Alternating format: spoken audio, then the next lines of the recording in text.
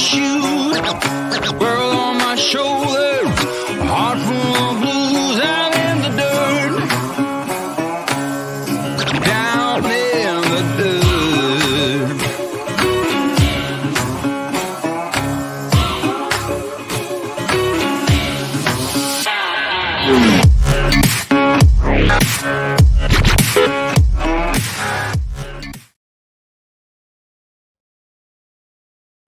Today's live stream brought to us by See Our View, one of our great friends, great member, great supporter, great people, great everything. Check the channel out. It's pretty funny. You'll love it. Morning, morning, morning, morning. Howdy, howdy, howdy. Afternoon, afternoon, afternoon, evening, evening, evening, wherever you are. It is, what is it? Wednesday. I'm not exactly sure where Becky is right now. She was talking to me on Facebook, and then she just disappeared. I don't remember if she had an appointment today. Maybe you guys do, but I don't. All right. Well, Nettie, living free zip code list. First member up in the house. Howdy, howdy, howdy. Well, RV. Howdy, howdy, howdy. Enjoy and barbecue with Rose. We're jealous. Miss Leah. Howdy, howdy. You have a great day too, Miss Leah. Larry Bozeman. Howdy, howdy. RVing with G. Live in 3, 2. Yeah, we're here. Out of the fire. So are you out of the fire and into the frying pan? Headed to a lot of water, a.k.a. West. Desert Adventures in Arizona. Another member. Howdy, howdy. Saying howdy to everybody. Then there's Naj. Another member. Howdy, howdy. Amanda just chilling. Howdy, howdy. Following Yellow Brick Road. Another member. Howdy, howdy. Well, y'all in Missouri too. Everybody's in Missouri today. RV Ashes in April. Howdy, howdy, howdy. Good to see ya. Hey, Lexi on Rashia's. Howdy, howdy, Lexi. Love you, bug. Nah, Jasper is doing 110% better. Very vocal today too, so he might start talking to us here soon. I didn't get his breakfast down in time for him today, and he let me know. Crystal Landla Gringa, another member. Howdy, howdy, howdy. Hurricane Hillary has formed down south of us and is projected to turn north and dump some rain on us next week. Ah, that explains the weather forecast. See our views of Wake. I don't know how, but okay. We'll get to that in a minute. And I'm about caught up on... Yeah, Rob on the road. Howdy, howdy. Yeah, Naj, he scared me. He did. He really scared me. I 100% thought he was leaving this world that night. Thankfully, that didn't happen because I'd be lost without my Jasper. But he either hurt his back or the tumor was giving him issues. But I'm starting to lean away from the tumor. Number one, most of you know he can't have operations. He never passed the operation test when he had, I believe it was heartworms or something before. So they got that with medication. Hey, Going Green Mom, howdy, howdy. But the reason I'm leaning away for the tumors bothering him, I think he hurt his back. Because when he lays down, he just plops. Boom. The whole rig shakes. If those tumors were bothering him, and he plops on the tumors, he would hurt himself every time. He would yelp. It would hurt, and it doesn't. Right now, he's over there making his bed, getting ready to plop down, so you might see the rig shake. So I'm leaning towards he pulled the muscle or was hurting, and the pain was so bad that it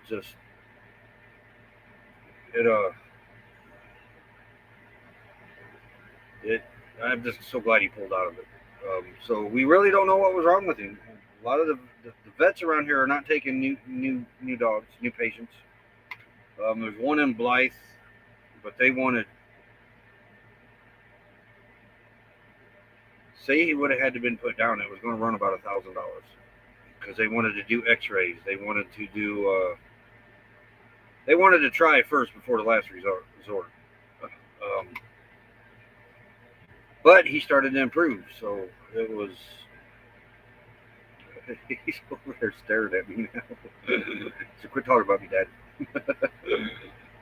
Hey, Ivan K. Howdy, howdy.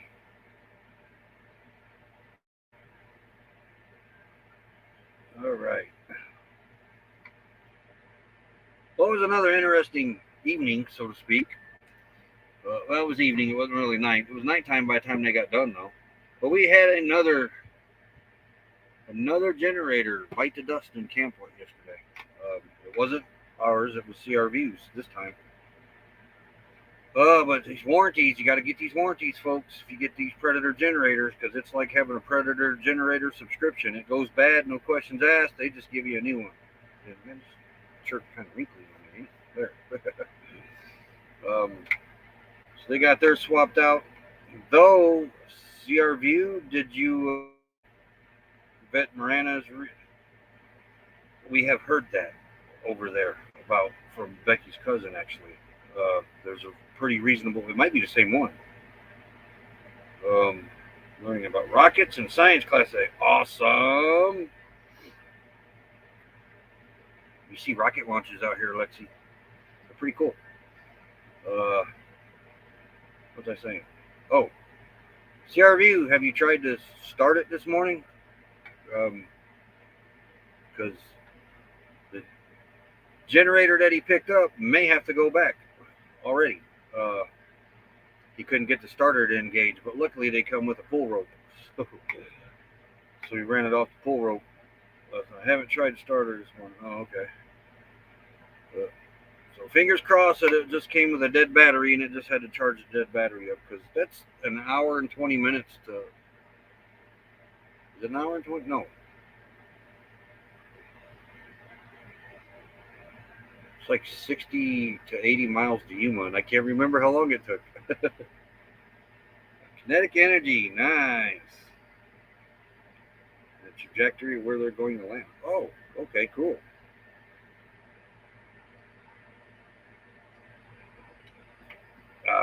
Water. Now, let's get to our weather. Yeah, we're hoping they improve that. So far, my pull rope is still on mine. They usually come off within the first week. Mine's still attached, so maybe with this new motor that they've switched either back to or to, they've got better ropes in them. This one runs a lot quieter than the last one. I hope the starter issue was just the battery. We'll see. Yeah, we'll see. Fingers crossed. Let's get to our weather while we're at it. Steve's got me curious now. Because I'm running the generator right now because it is cloudy. Ran it most of the day yesterday because it was cloudy. We got a good monsoon yesterday. Matter of fact, CRV was out in it, swapping the generator out. After they left, the monsoon rolled in here. If you guys want to see what the monsoon was like, go to Lori's Ways channel, and she put a video out about it. I didn't get around putting the video. I was pretty busy. I didn't go out there and record it, but it was heavy rain.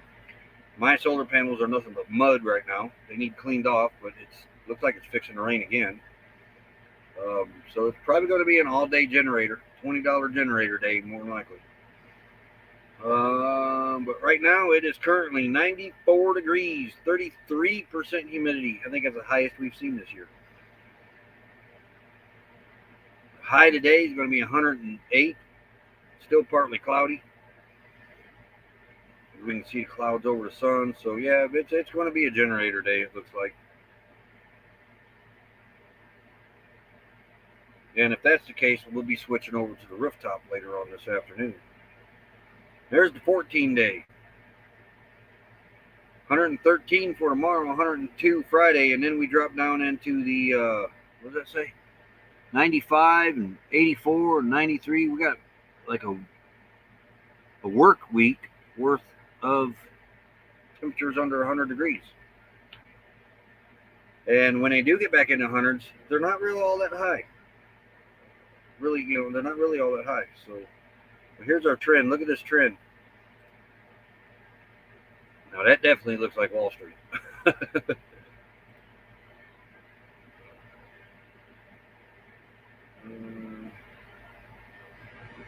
But yeah, so oops, wrong button.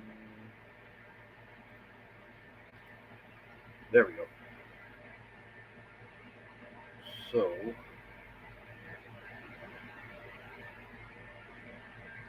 just make sure. Hey, James L. Cat Niece, howdy, howdy.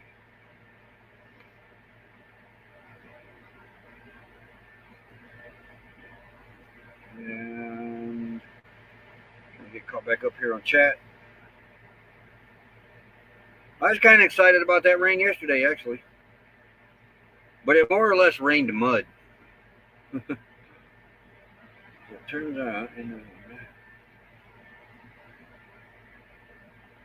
Okay, now you're talking language I don't know, Lexi. Sunday morning when the storm will arrive. Alrighty. So I didn't see the wash behind us didn't flow. I'm sure there was plenty of washes around here that was flowing, but it was a nice long steady rain, thunder, lightning. Has just received a Facebook message. This might be back. Let me see.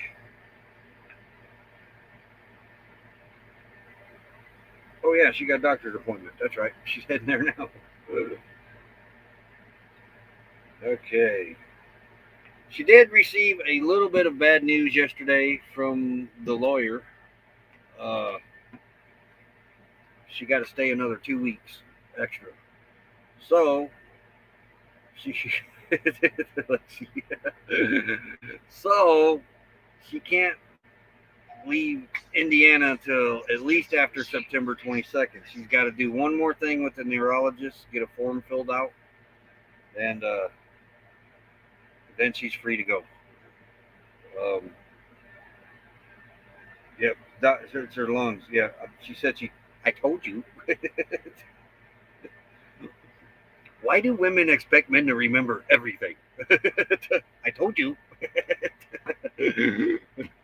Yes, you might have told me, but that don't mean that I remembered it. 102 there right now. Wow. Definitely learn a lot in science. I'm going to ask mom and dad to build a rocket. Snow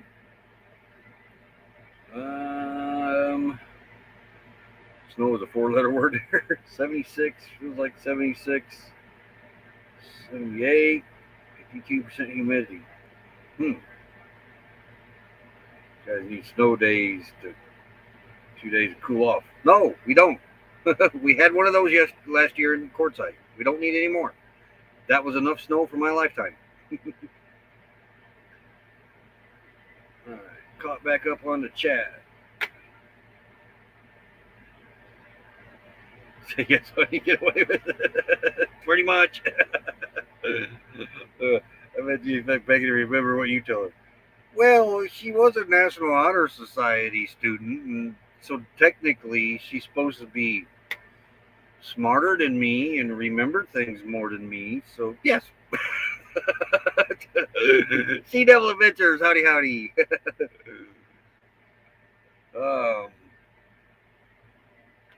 But I don't ever remember saying, I told you. I told you. I probably did, though. Well, anyway, I had an interesting night. I'm going to tell you another thing, too, about last night. I had to go to town last night and get gas. I wasn't a happy camper when I left town. Because while I was getting gas, I had the sudden urge for a Big Mac. You know what? I think I'm going to go over to McDonald's and get me a Big Mac. I ain't had a Big Mac in a little over a year. So I think I'm going to go get me a Big Mac and order fries and drink, medium size. Usually get large, but I just felt like a medium. So I thought, you know what, I'm going to get the dogs cheeseburger apiece too. So I got 4 cheeseburgers. Yeah, we got 3 dogs, but I got 4 cheeseburgers in case the Big Mac didn't fill me up. I had another cheeseburger to fall back on. So anyway, I go in there and I do that kiosk thing. It don't work. It takes my order, but it didn't work. It didn't take my money. But I cannot believe that I paid $30, $29 and some odd cents for one Big Mac, a medium order of fries, a medium-sized orange drink, and 4 cheeseburgers. Their cheeseburgers alone now are $3.99 a piece. So, McDonald's, if you by chance are watching this live stream, I will never step foot back in your store again until you do something with your prices. See, and I don't believe in this wage going up and they having to raise the prices that much to cover the wages, because McDonald's has been in the business, what, since the 50s, 60s or something like that. They should have a big, huge enough bank account to where they wouldn't have to worry about their wages to start with. But I refuse to pay that now again at any McDonald's. That was $30. Me and Becky used to go into McDonald's and both of us eat for $15. And I'd have a Big Mac, large Big Mac meal. She'd have her nuggets meal, drinks, fries. Never again. I was the only one in there. All the tables were empty. No cars through the drive-through. Well, one car went through when I was there, and a truck driver did come in later on.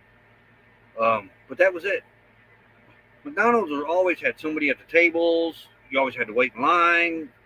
Drive-through, you were 5 or 6 cars deep.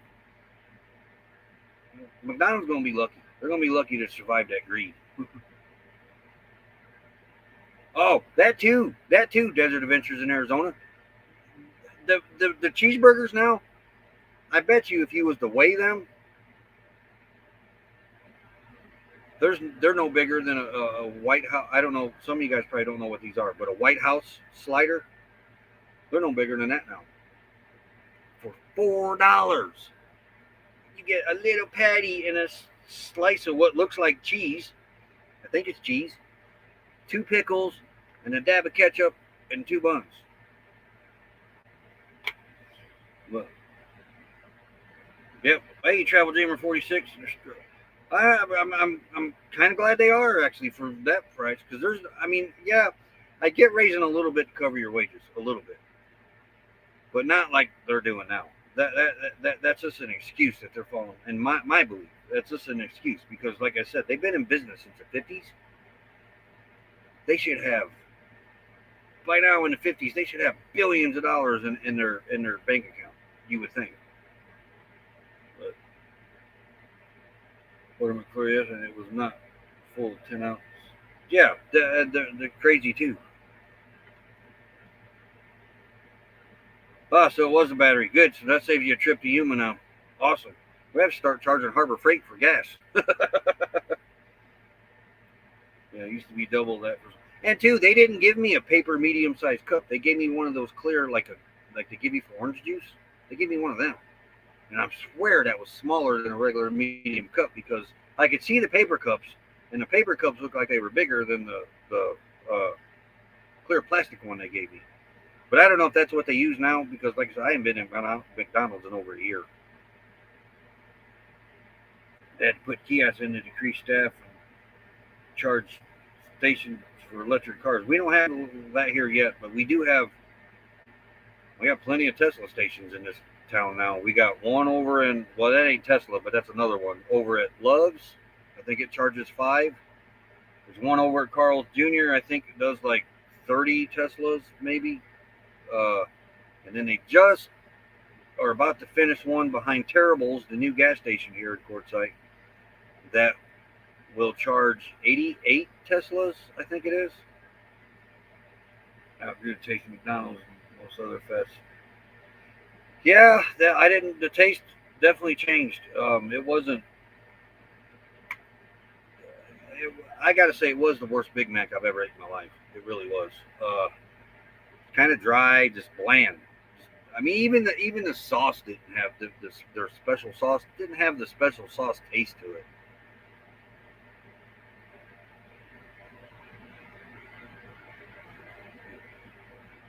The I know the kiosks were going in Indiana before the wages went up.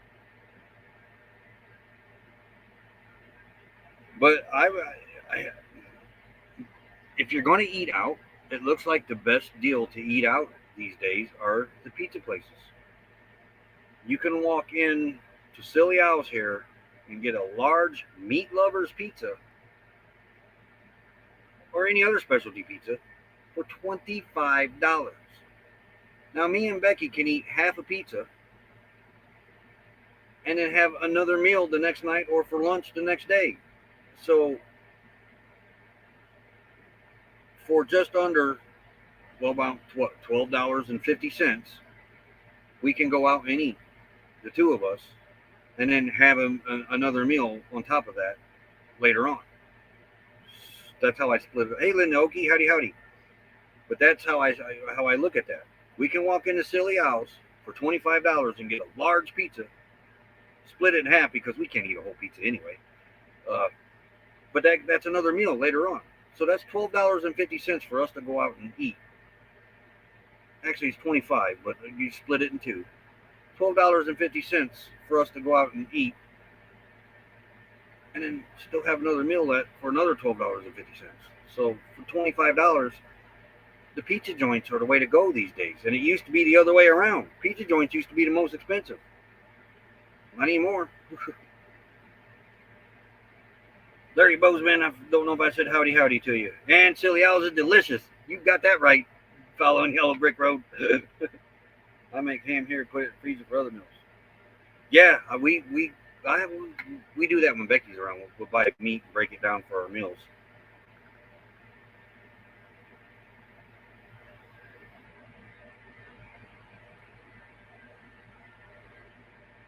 It's I don't know what Burger King prices are at. I might just walk in there and look. They got to be close to McDonald's though. They usually are. Jack in the Box has always been good. They're back here. Huh. Which, I don't mind having to go out, and if we want to go out and eat, go eat pizza. I love pizza. Pizza's my favorite food. Yeah, we do pizza or Chinese too. Yeah, that's another good bargain. I forgot about that.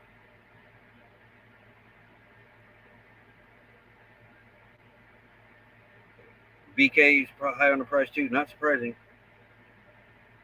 When am I going to get my eyes checked again? Oh, I don't know. Maybe next year. Why did I miss something?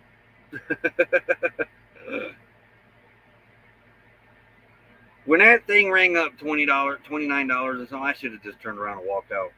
I should have. But I hope the McDonald's executives or whatever see what's going on and hey, we got to do something. Pizza and cookies. Yep. Can't beat that. But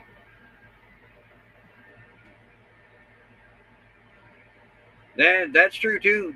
Like Dee mentioned, she wants to go over here to this Mountain Quail restaurant sometime. And she mentioned it was really reasonable, and the portions are. There's my internet signal. And the portions are very generous over there, and that's where it is. It's the mom and pop shops that you get the better deals at. You may pay a little bit more in the end, but you're going to get a lot more food than what you're getting at these fast food joints. Old Man King Homestead, another member snuck up in here. Howdy, howdy. And I'm sorry I missed your lives this week. I have been busy at the time you go live. I love orange and chicken noodles, Chinese food. They got a really good Chinese place out here, Lexi. You really like it. I know our meal prep gets stuff for the freezer. I can't wait till Becky gets back so we can do that again. Because I just run with a can of soup or hot dog or something like that. We do too, Nash. At that time, though, the local places were closed, and it was It was too late to order a pizza at Silly Owl's because they cut it off at like 9. I think you can order pizzas again. Yeah, Becky's on her way to her lung doctor, as a matter of fact. So she got like 5 more weeks, and then she head back here. Oh, definitely the Circle S Saloon. That's a mom and pop joint that you get. Their portions are pretty healthy too, and so far have made the best Sonoran dog. Oh my gosh, Sonoran. Oh, help me out, Steve. Sonora dog, or is it Sonoran? It's Sonora, I believe. I need to get stuff to make those. I'm gonna curl them. Use to curl them and make a Sonora curler dog, Sonora curl dog. And I can't believe Sonoran hot dogs. Okay, you can't get them in Quartzsite anywhere. That blows my mind. Okay, well, I can't say that yet. I haven't really checked the taco joint out, so maybe over there. But everywhere else we went, you can't get them. I'm surprised there are no vendors that show up here in January with them either. Come on, internet, straighten out. COVID got prices up, just about changed everything. Yeah, they used it as an excuse. They really did. COVID. I'm kind of tired of hearing Arizona is what my hat says. Desert Adventures in Arizona got me this for a welcoming me to the state gift. But yeah, COVID was an excuse. It really was.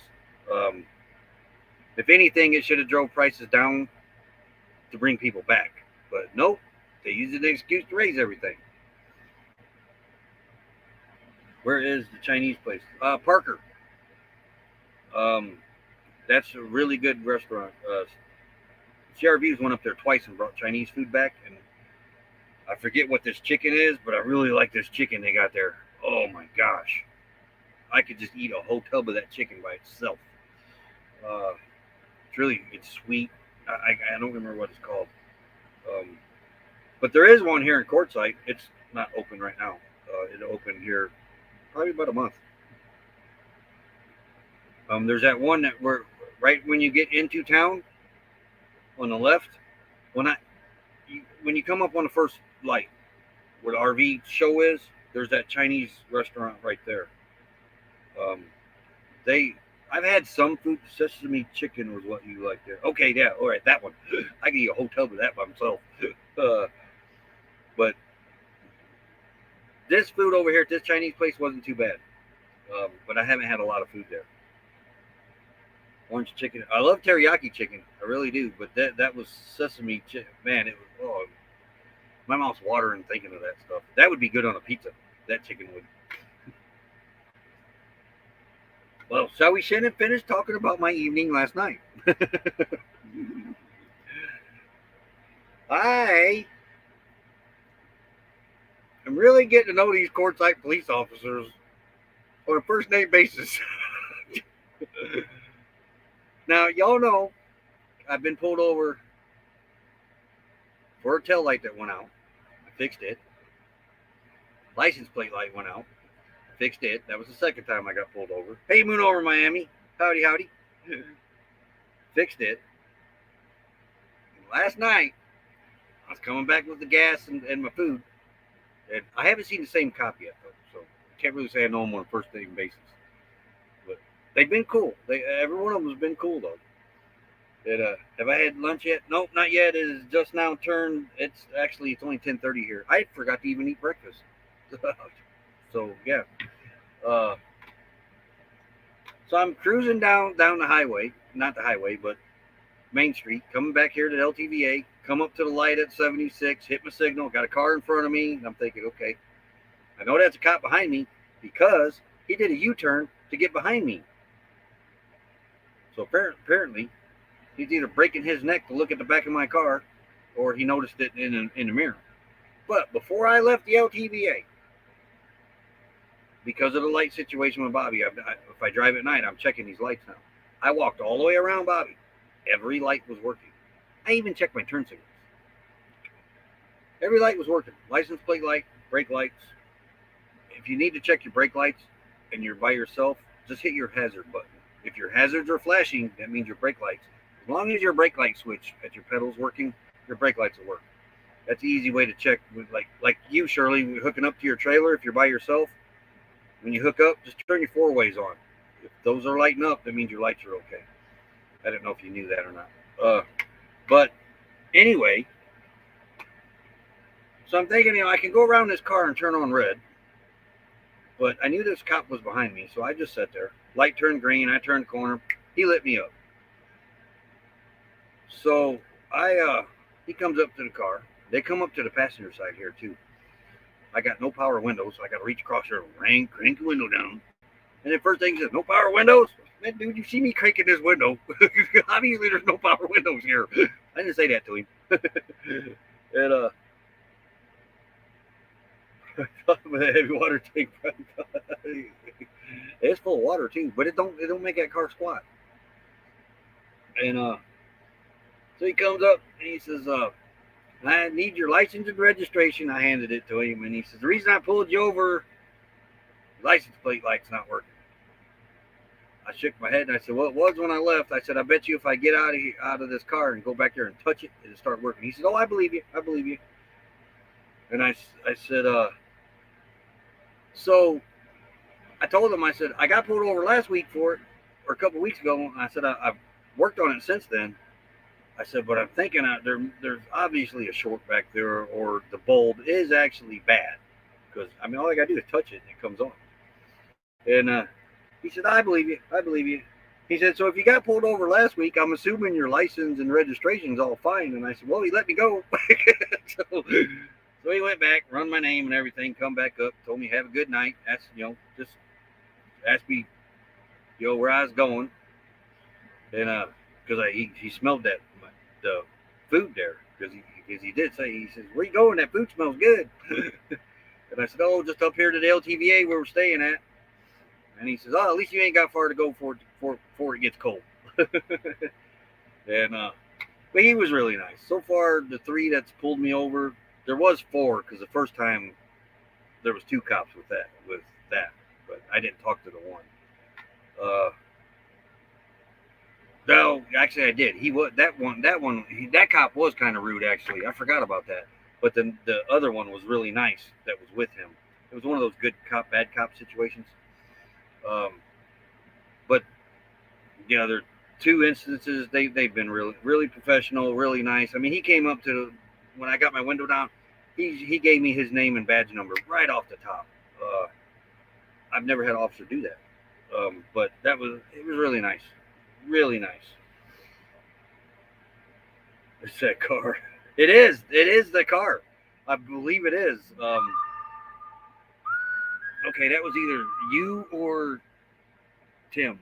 Oh, it was Tim. Okay. That's your guys' chat, G and Tim. I got it. That when you guys do that, it's the good, the bad, and the ugly. So I know it's you guys. But they now Q Cop got you your sights apparently.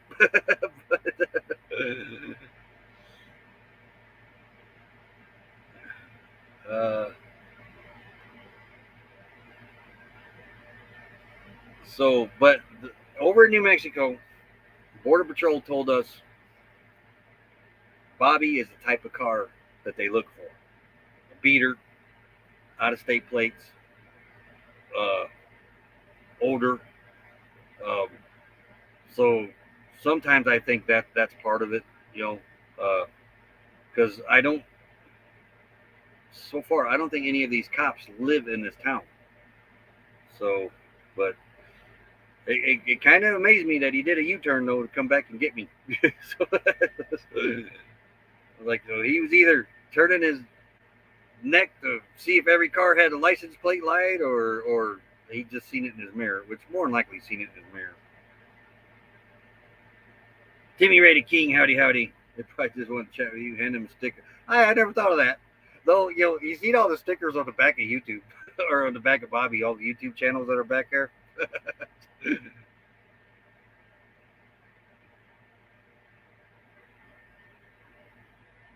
and got me in their sights. Long as they stay professional and do what they're supposed to do, I ain't got a problem. They could pull me over 100 times a day if they had to. Though it probably would interfere with my schedule, and I may get a little upset about that.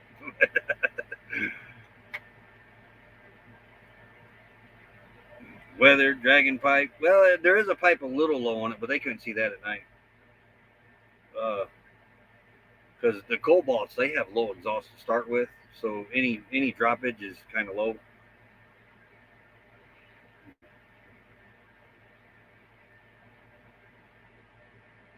Thought it was a drug mule.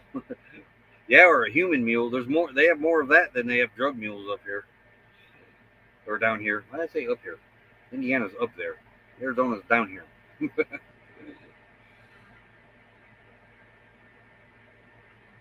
If they pull me over 100 times a day, I'm leaving the rig too much, definitely.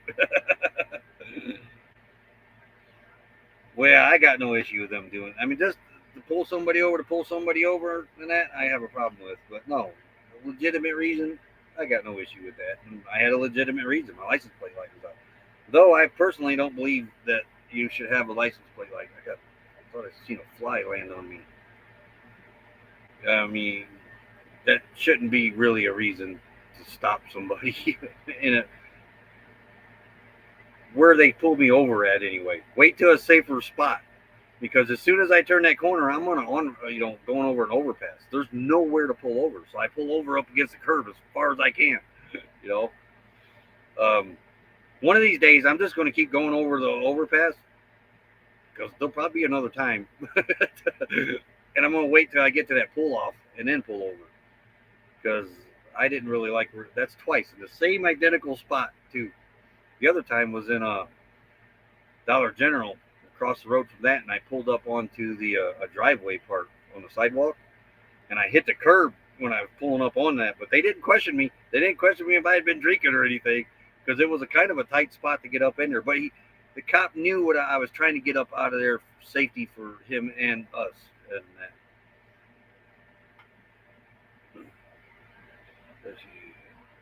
No inspection here, thankfully. It's Yuma, Flagstaff, Tucson, and Phoenix, but I'm not sure about Flagstaff having inspections. But I know it's Yuma, Tucson for sure, because Becky's cousin lives over there, and Phoenix, which it's a big scam here, the inspections. Because if your car does not pass inspection, all you got to do is show proof that you were trying to fix it, and then they'll pass it. So what's the big deal? You're going to pass it anyway. It's a money racket thing.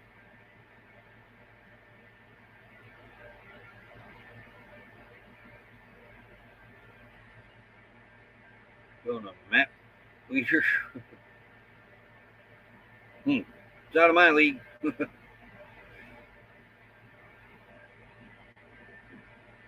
Just race to LTVA road bumps.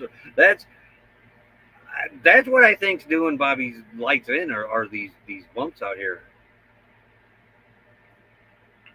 But I am going to order another license plate bulb for it and just put a new bulb in it altogether. Really check the socket out and the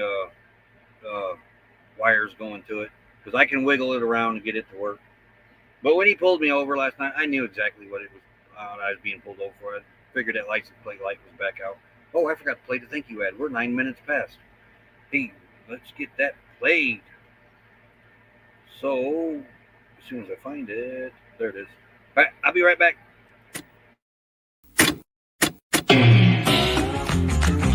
Slow down, mama. Why you talk so mean? Good Lord, man, shit, it ain't what it seems.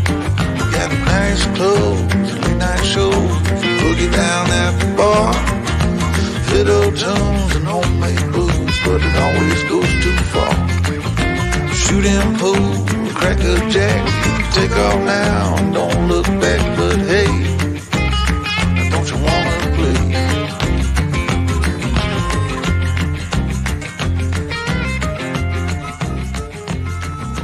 Hold on, sugar, why you look so...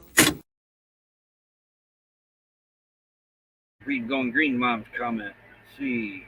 Here to saying illegally, wait to pull over until a safe location, and if it is a dimly lit area, you can drive to the nearest police station. I remember when they passed that. They came up with that when they had people impersonating cops. Yep, because Elkhart was really bad for cop impersonators. And trafficking issues here too because of how quick people can be out of state. I thought about doing that last night too, but there's a video that pops into my head that I had seen on YouTube, and I forget what state it was in. But this lady was speeding down an interstate, a 4-lane interstate, 8 lanes actually, but she had 4 lanes on her side, 4 lanes going the other way, with concrete wall in the middle of it. Well, the cop come up behind her, flipped his lights on, pull her over. She immediately, you can see in the video, she immediately turned her 4-ways on and slowed down.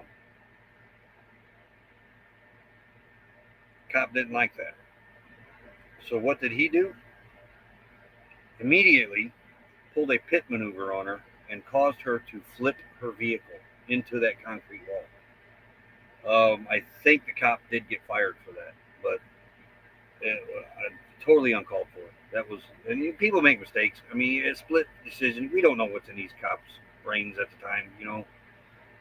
But she did clearly slow down, and she flipped her 4-ways on, and she did tell the cop when she climbed out of her vehicle. She didn't get hurt. I think she meant minor cuts and scrapes and that. Totaled the vehicle though. When she climbed out, she said, "Sir, I was trying to get to a safe spot for us," and cop was still trying to put the blame on her, saying, "Oh no, you need to stop right away. You need to stop right away," and everything. But I think in the end, I read further into it, I think the cop did lose his job for that.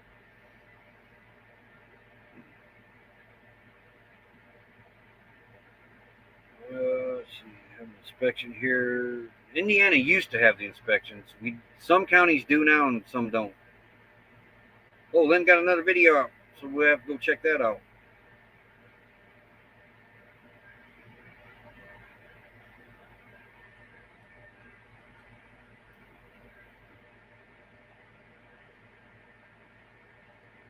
Can't have a brake light issue if you never brake. That's true, Rob, on the road. I don't know if I said howdy to you, Rob. Howdy, Rob.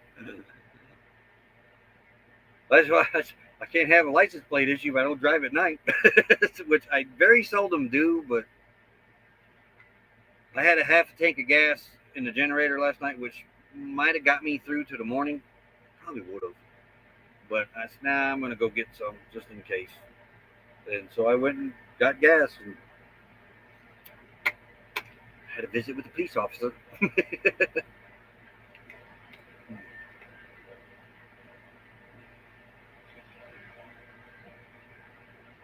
Tiny Tuesday video came out this morning too. Oh yeah, I gotta get caught up on that too.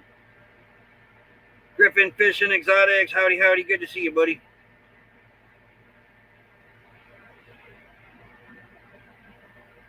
And Griffin does a great live on Monday nights too. You guys check him out. A lot of fish talk, lizard talk, some snake talk. I haven't been able to get over there on Monday nights because I've been kind of busy at that time.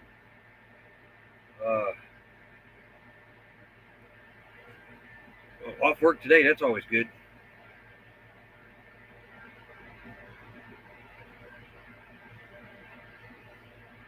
Glad she didn't get hurt. Yeah, I was too. It was totally uncalled for. But so like, cooling down a bit. William Brody says it's finally cooling off here somewhat.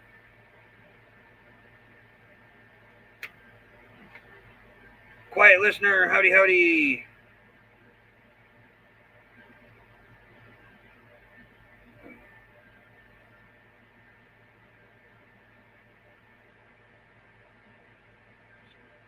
Fog light on that plate. I cannot see the blind. Yeah.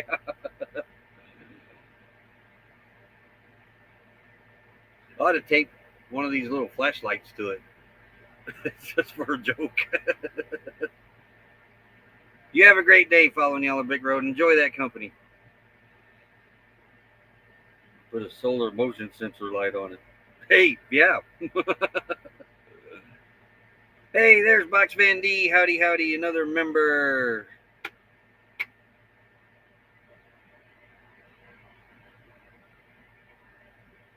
We got some cool weather heading towards us. Wet weather, D, but cool weather. Cooler.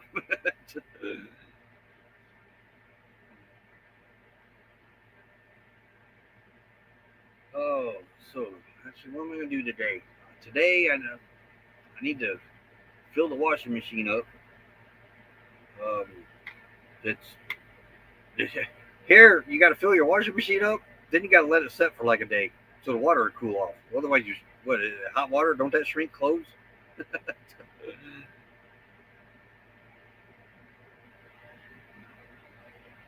We do too, Lynn. We do too.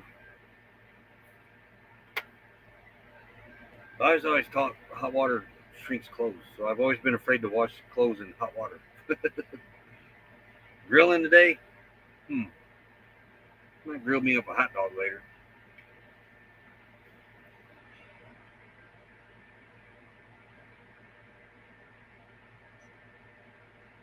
But we do got to go start. We got to scope out our next spot though, sometime. No more than dryers do. I think your dryer might shrink them too.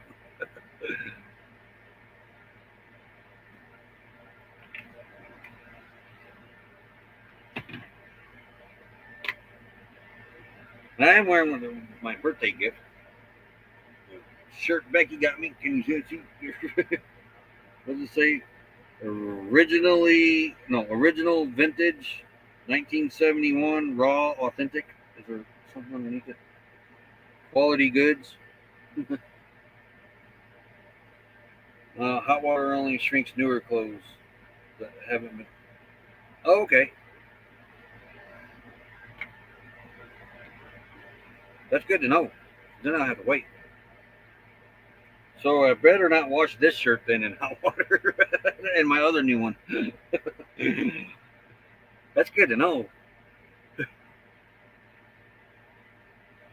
Hey, Lily T, howdy, howdy.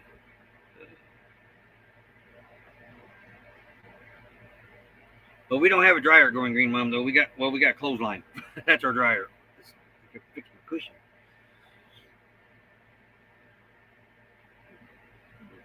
Pups are dead asleep. Shrink them once and they won't shrink again.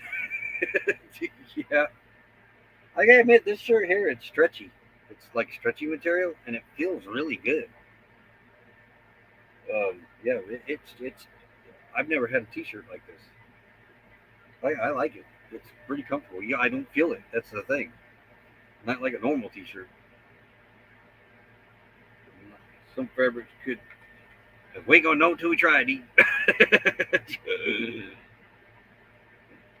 Becky's always been a pretty good clothes picker. I will say that. She's she hasn't messaged me from her doctor, so.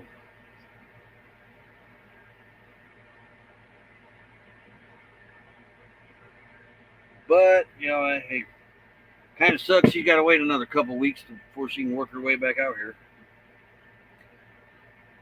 But in the end, like I keep telling her, she's pretty but down about it too, because she's wanting to get back out here. She's missing this place. Um, Plus, she can breathe a whole lot easier out here. But I keep telling her, I said it's going to be worth it in the end. So patience. She can't leave Indiana until at least after September 22nd now. She got one more thing to do with the lawyer and neurologist. There's a form that's got to be filled out, and he can't get to her till September 22nd. So the family doctor's already gave her an okay to leave. The lung doctor now will probably do the same today. Uh, there was another doctor's appointment, or maybe this was it. She had the lawyer, the two doctor's appointments. Yeah, but now she's got the third one that she has to do. So she's actually going to be a snowbird this year. But hopefully this will be it. We'll see, and then we can start getting her Arizona residency ball rolling for her. Oh, that's right. That's the other appointment I couldn't remember. Yeah, I forgot. She's got to get that brain scanner thing off.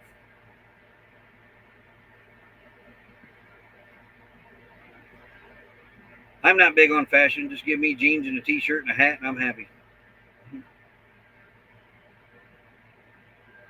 Is it possible for a hot water heater to also be a dryer? That is a bit of an odd combination. It could be.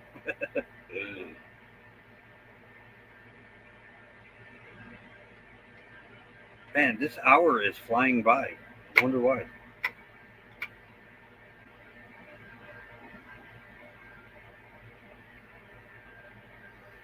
Oh, let's see. Today, what did I say today was? Wednesday. Wednesday. So maybe another monsoon will blow in through here today, and I might catch that on video.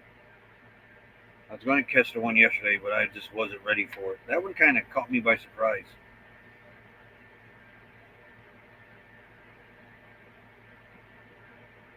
Guaranteed, it's like a 95% chance right now.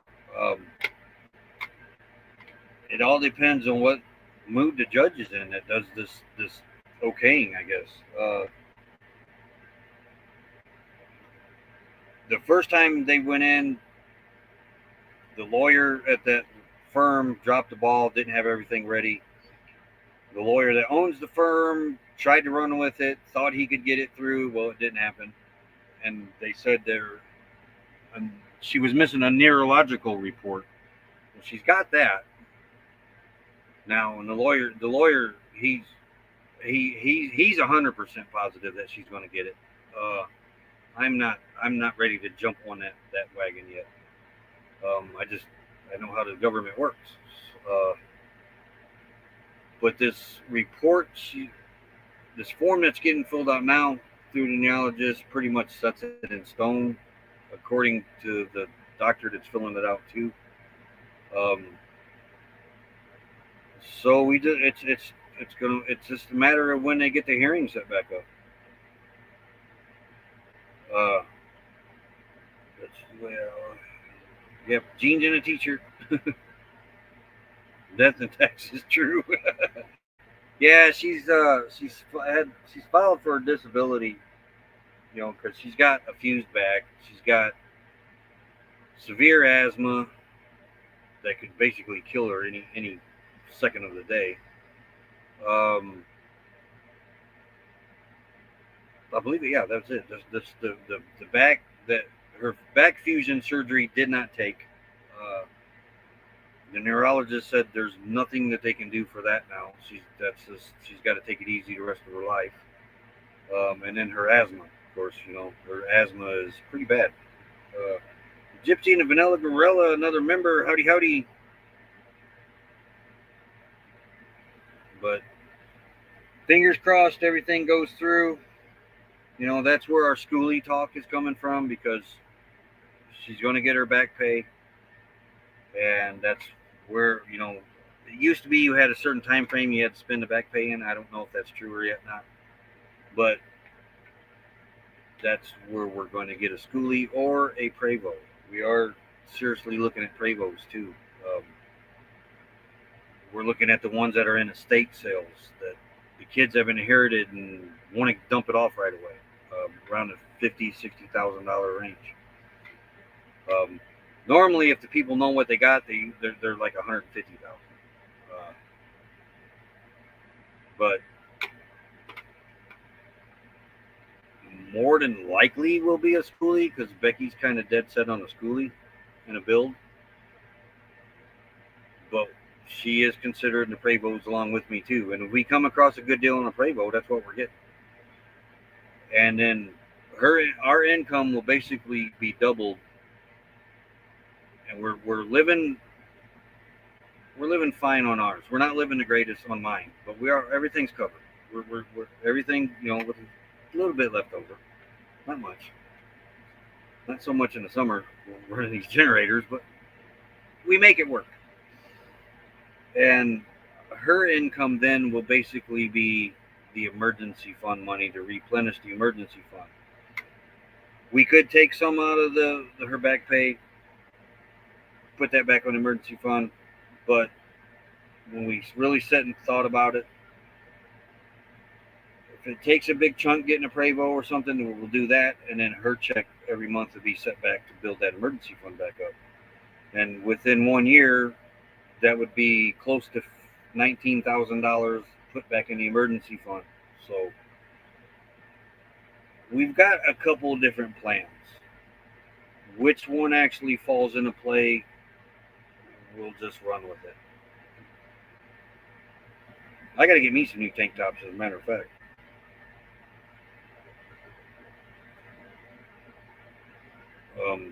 But she's going to get it. It's just they make it rough on people.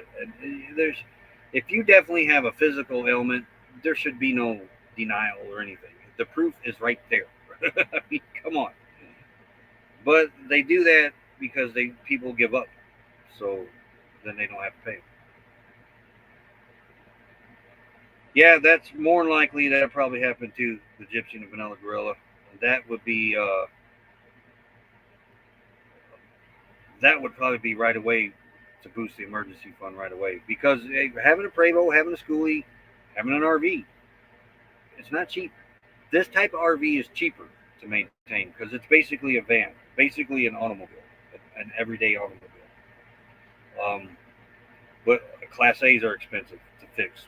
A lot of times when something goes wrong with them, CRView can vouch for that. Schoolies, they're usually not cheap to fix. Prevos are not cheap to fix. But you get more for your money out of the schoolies and the Prevos, out of the buses. Turn honey into a guest quarters. That is really, we thought about that too. Hey, Justin and Christina's RV Van Life. Howdy, howdy. Good to see you. Of course, we do have Jammy back in Indiana yet. We need to get back over there and get that one finished, because that's basically a guest house. What we want to do too eventually is get a piece of property out here up north. That way we can, if they close the forest, we got a place to fall back on. Then like we could park honey there, and honey could be a guest quarters.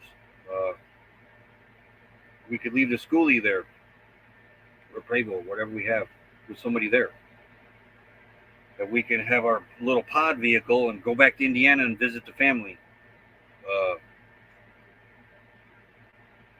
Spend the summer there or something. At least until Becky can't breathe and then get out of there. We got a bunch of possibilities that could open up for us, and we're just gonna run with whatever comes up. There's a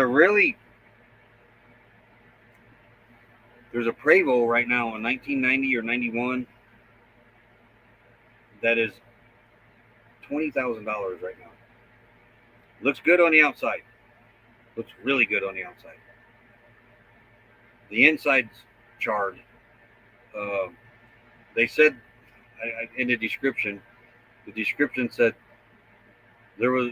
it's charred from a fire, but there was no fire. Okay. But it's charred pretty good.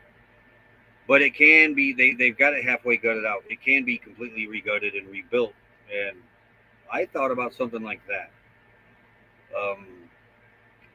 But Race Day Man Cave. Yeah, hey, there you go. But I don't know.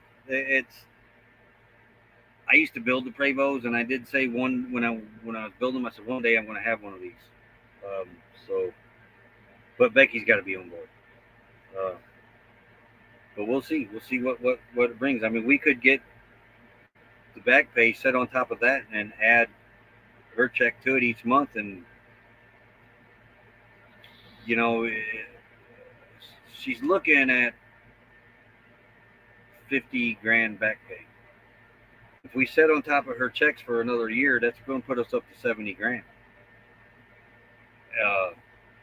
2 years, that would be 90 grand. I mean, you're getting into some good Prevos then. Really, really, they're all good. I mean, even the $60,000, $50,000 ones, they're still nice.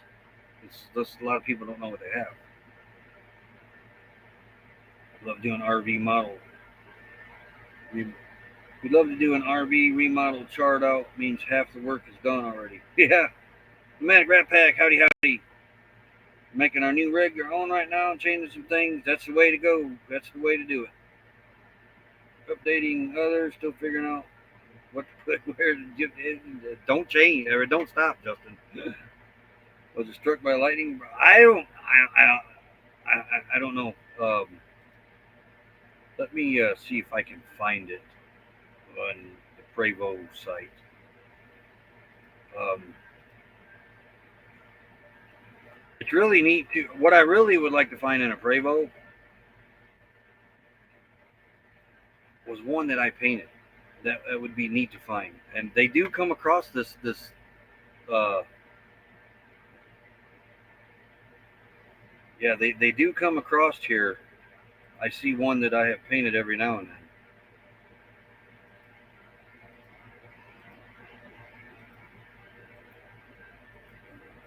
Come on, where are you?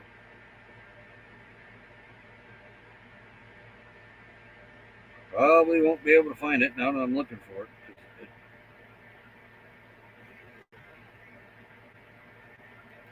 always happens that way when you're looking for something.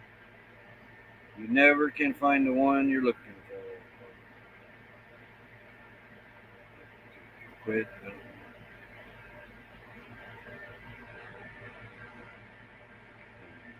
That one is not it.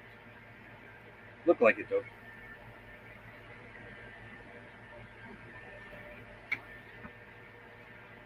What's nice is though when I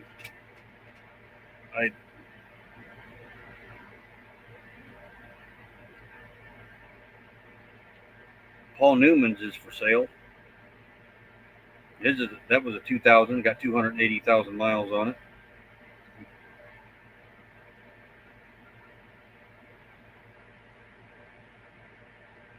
Come on, where are you? Where are you?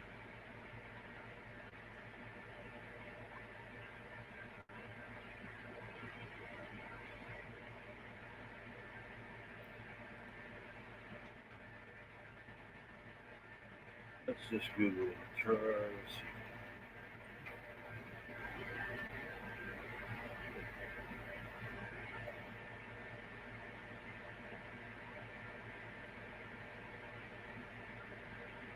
Oh, it'd be nice if I could find that one.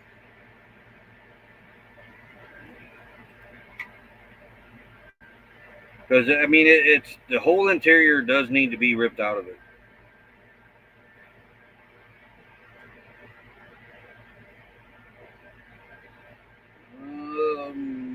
Where are you?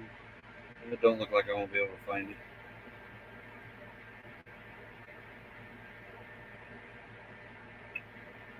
No, come on, come on. Wait, is this it? Nope. It would be nice to find right away. He's not going to bother you. You don't want your food.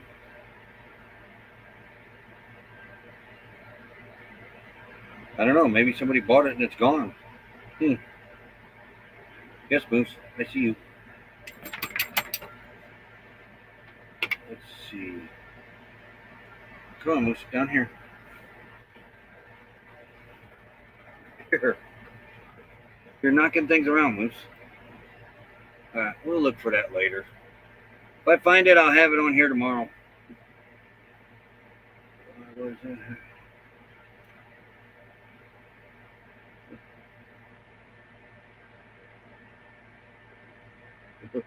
That's the only RV course I just still has a shiny nose paint.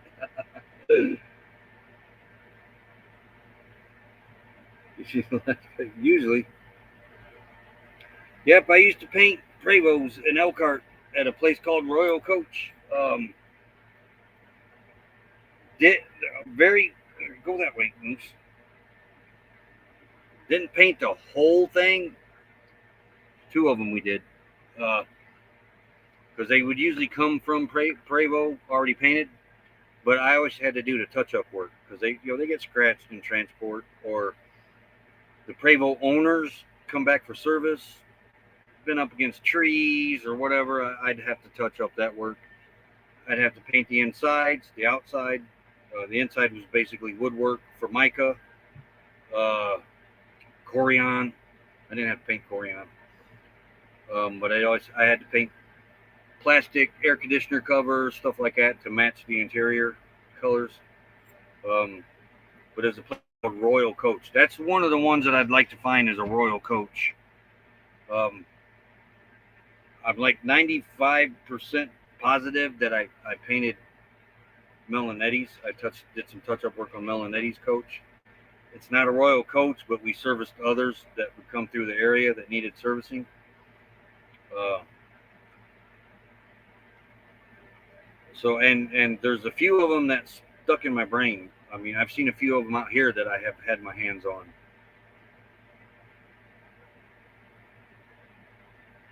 It's because they're one of a kind. Every paint job on Prevost was one of a kind. And when I see a Royal Coach uh, placard on a Prevost, depending on what year it is, I know for a fact I laid my hands on that. I may not remember it, but I know that I did touch it. But there's certain ones that gave me a hard time trying to get the paint to blend. The ribbons were the hardest thing to do on those things. Those stuck in my memory over time. And there was one that really gave me it took me a week longer to get that one done than what was originally supposed to be. But on a ribbon, when it bends, there's usually a white from where the light reflects off of it. It's white, usually. Whatever color the ribbon is, when you bend this ribbon, and the light reflects off of it. It's usually white.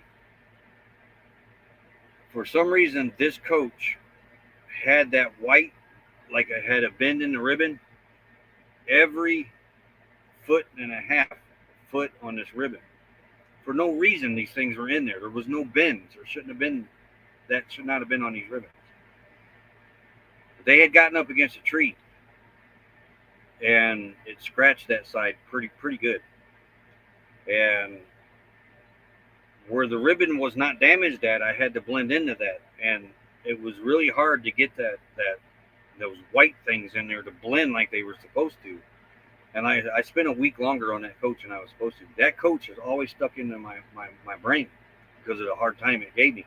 I even have fisheye issues with this coach on the back of it. I had a hard time getting rid of. Fisheye is where the paint kind of, it looks like it's bubbling. It looks like a basketball is what the paint does. They call it fisheye, and it gets that texture to it. I had a really hard time on the back of that coach getting that taken care of. I never forgot that coach. And when we were looking for Prevost, that coach was on the Prevost site for sale. And I told Becky, I said, if I had the money, I'd buy that coach and just burn it to the ground. She said, what? I said, I remember this coach. Look, it's a Royal Coach. And I said, remember them ribbons? It was the only coach that we had like that. And there it was for sale. And it was only $60,000. No, it was $90,000. It was $90,000 for that one. And I said, if I had the money, I'd buy that coach and burn it to the ground, stay there, and enjoy every minute of it. But I painted Willie Nelson's, Ricky Van Shelton's, Richard Petty's, Dolly Parton's, Reba McEntire's.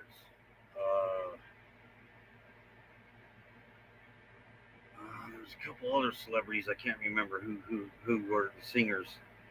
But if I would have thought the Gypsy and the Melon Gorilla, I would have marked those coaches some way or another. But I go by year and the ones that gave me a hard time. But our biggest clients were retired doctors and lawyers then.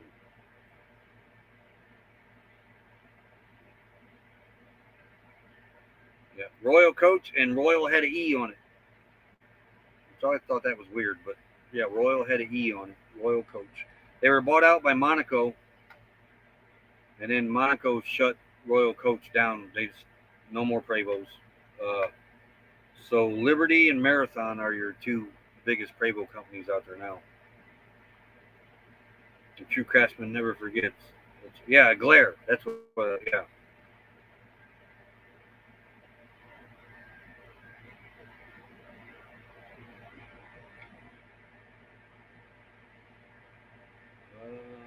Hand scuff.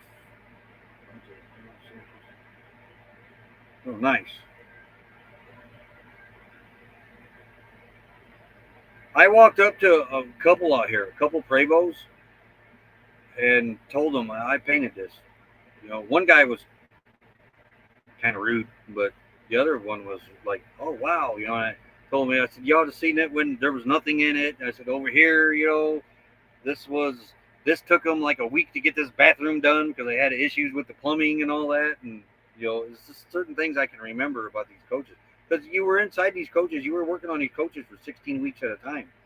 We built 4 at a time, but they were in different stages, and it would take 6 because we didn't. There's no assembly line on these things. They're all custom built. So it would take 16 weeks to build one. So about every 4 weeks we were rolling one out. And when you're in building something like that for 16 weeks, things you tend to remember things. A lot of them they get surprised when you tell me, "Oh yeah, they have to take the windshield out, put the refrigerator, couch in, and all that." And it's your phone speaking. They're like amazed on it. I wish I'd have videoed some of the builds back then or took pictures and that, and then running into these. I didn't know I was going to be out here years later running into these Prevost coaches and that. It would have been nice to have that stuff documented and like, look here's your coach. Because a lot of these guys out here that have these coaches, they're second and third owners. A lot of those original owners that we worked on their coaches, they're dead and gone now. I mean, they were retired back then, and this was early '90s. So a lot of these coaches out here, these '90s coaches, they're on their second and third owners.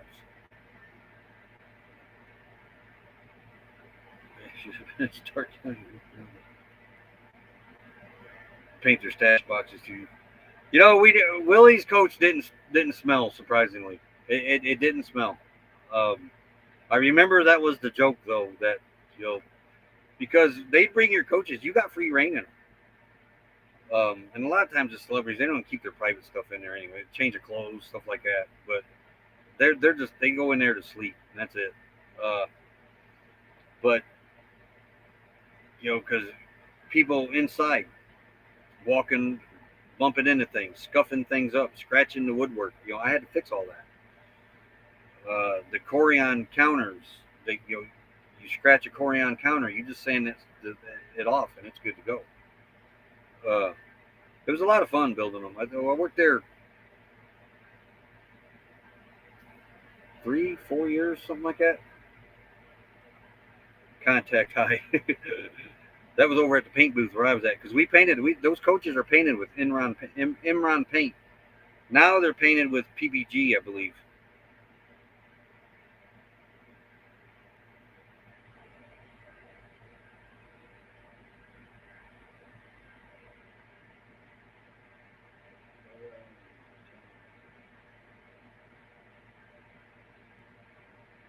Energy taking it out an energy heavy convection microwave for a more energy efficient one. CRV's got a great video on that with the one from Walmart. It's got an air fryer in it, convection oven, dehydrator. I think it's got a dehydrator in it, and microwave. It's really cool. Toaster oven.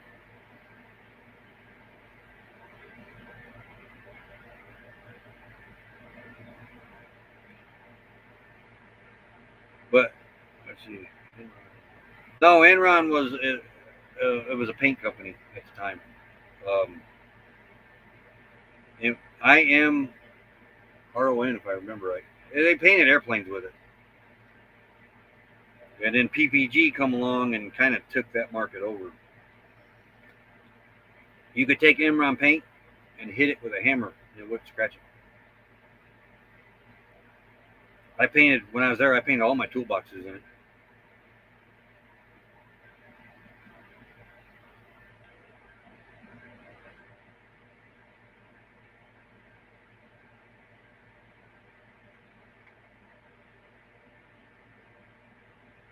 Um, but yeah, I can spot these coaches from quite a ways away that know that I had my hands on that one. And I don't remember them all, but I do remember quite a few of them. Blackstone grill with air fryers in. I've seen that. I'll go to look at one of them. I want really what I want for the Blackstone is the pizza oven. That's really pizza oven. I'll be happy. Got ourselves a Starlink dish. Nice.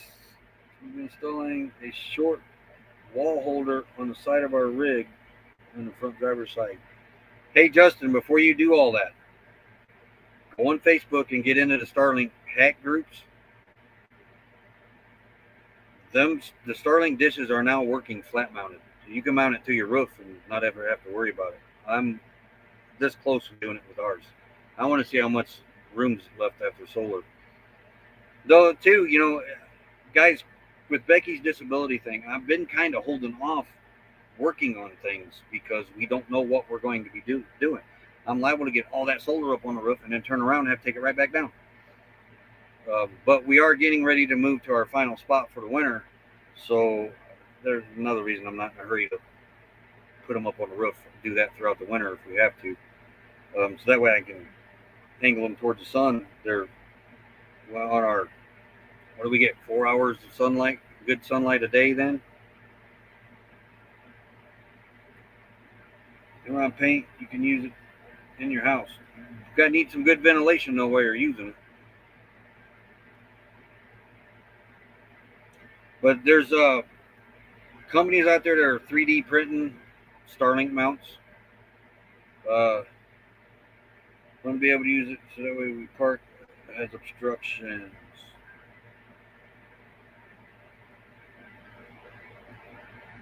Yeah, it's getting to the point, Justin. There's so many satellites up there that it's not mattering. And plus, the new powerful, bigger satellites, they've been launching them now. So that's going to take care of a lot of the lag and the latency or something like that issues that Starlink's having. Hopefully, I can get back in my iRacing when I get all that up.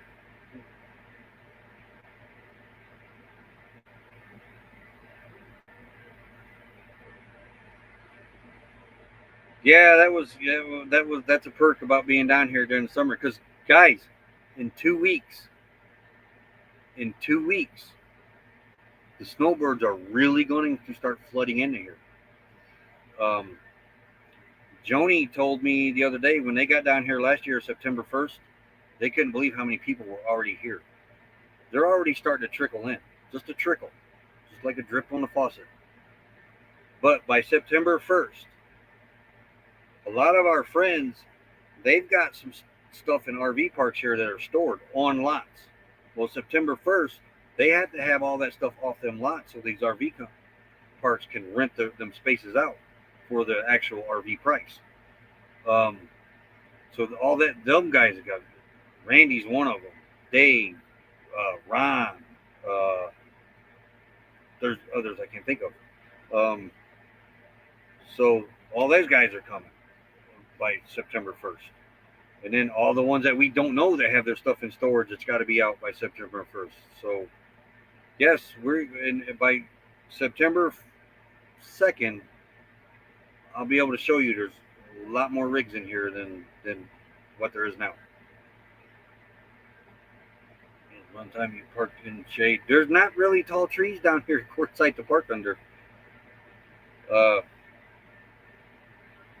Not anywhere here.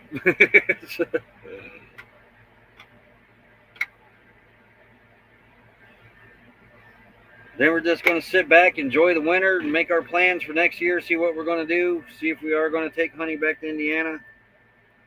We're just going to see where we stand then. We may just go into an RV park for the summer, later on in the summer, not right away, and then go back and visit the family in another vehicle or something. We got all these ideas running through our head.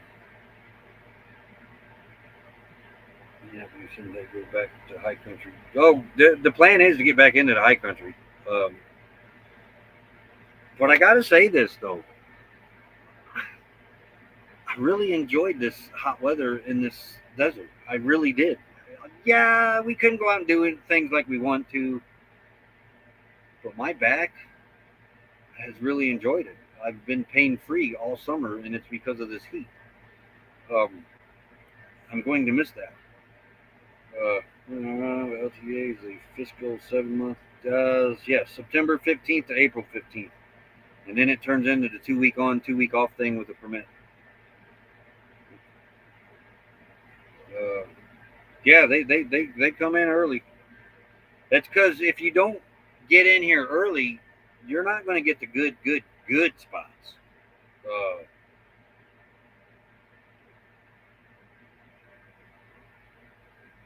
oh, me too, going green mom. I'm kind of curious how she'd be in it, though. I know she wouldn't go out in it, but yeah, 2-2 that doesn't really get enforced. Parking my teardrop thing house. Oh, nice.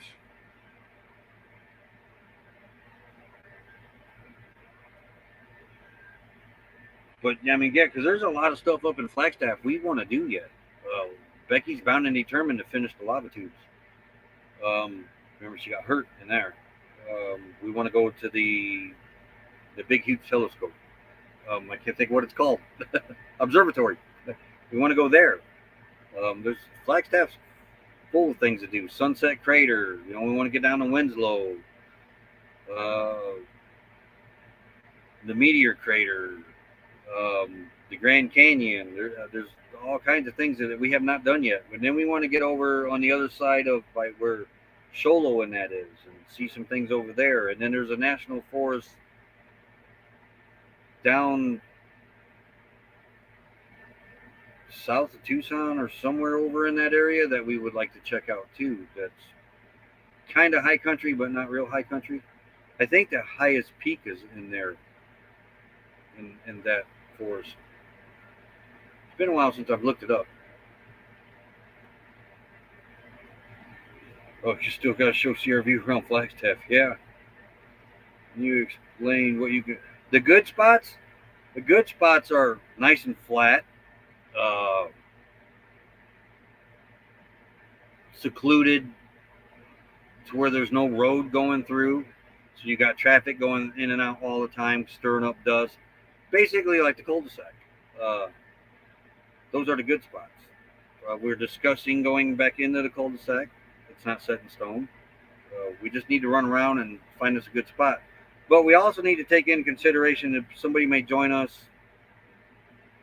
that can't camp out that there. They need to camp by the bathrooms. So we kind of got to take that in consideration. Easy access in and out. Got to take that in consideration. Like with the spot was great. There is a spot over by the spot we're going to go look at. But the bigger rigs would have to go 2 miles in and then 2 miles back to get to the spot. They couldn't go through the washers.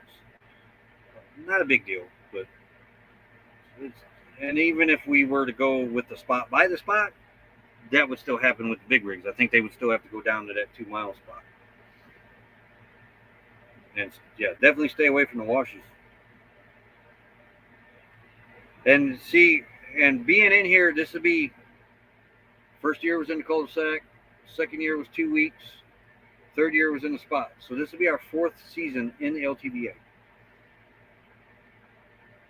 I observe. I always observe. I'm not observing other people, but what I'm doing is I'm observing the dust. And if you camp anywhere around the waterfill area at an angle towards the back corner of the LTVA, you're going to get drilled with dust. Coming back up the other direction, you're going to get drilled with dust because of the way the wind blows. The spot, we never had any dust issues back there. Cul-de-sac, we would get dust there because of the main road and being up closer to the entrance. You got open areas up there, the parking lots and stuff like that. It's just gravel and dust and dirt and stuff, pull offs. All that dust gets blown around. We didn't have that issue at the spot because there was no through traffic back there. There was no dusty areas back there. It was all graveled rock and just no dirt. Um, so you want to kind of look for that. And people know that where these areas are to camp at, and we're not to camp. You know, the seasoned veterans, so to speak, out here, they know where to go. Like you only observed.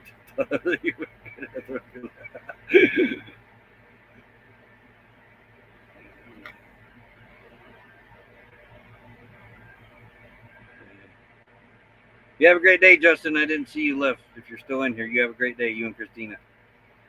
Michael. Because there's areas, I mean, it'd be a fine, nice, calm day, wind comes along, and you're just covered in dust. And you really can't do nothing because the dust is blowing all the time. You just got to find another spot.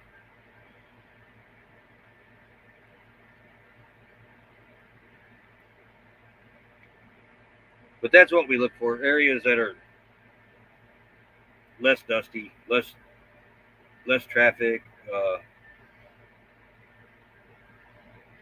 Usually when you find like a cul-de-sac area, the only thing you have to deal with is people coming in and just turning around. That doesn't happen a lot. That is mainly the new people that doesn't know that there's no road that goes all the way through.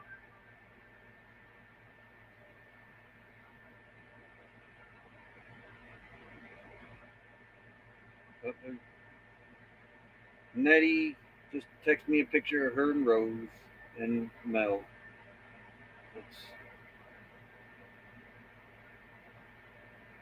Apparently, Becky just ordered something from Teaming. I got to thank you for your order. And okay, I thought that was a message from her, but it wasn't.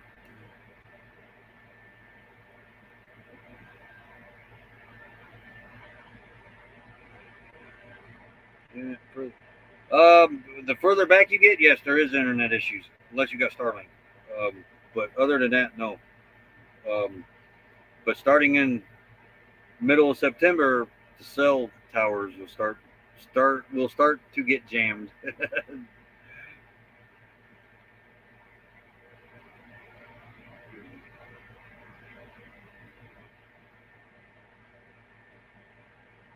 So many months.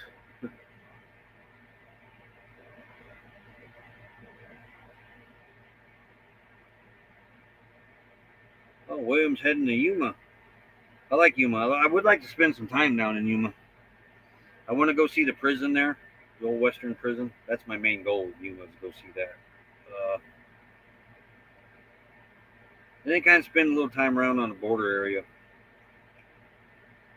A lot of history in Yuma. A lot of history.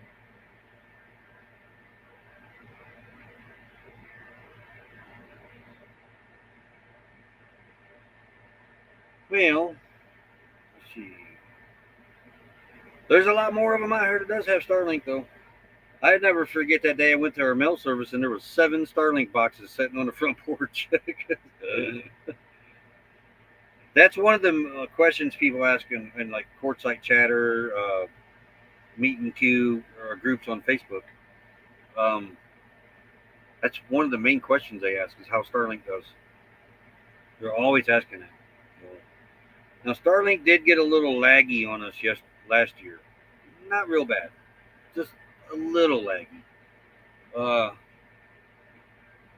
There's more satellites up this year. Hopefully that isn't an issue.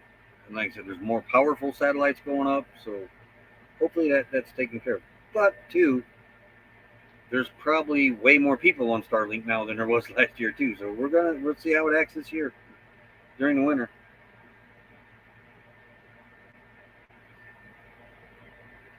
They had to free up the Verizon towers and the cell towers around here, but they're not real good here. Even with nobody here, I still have issues on the cell towers.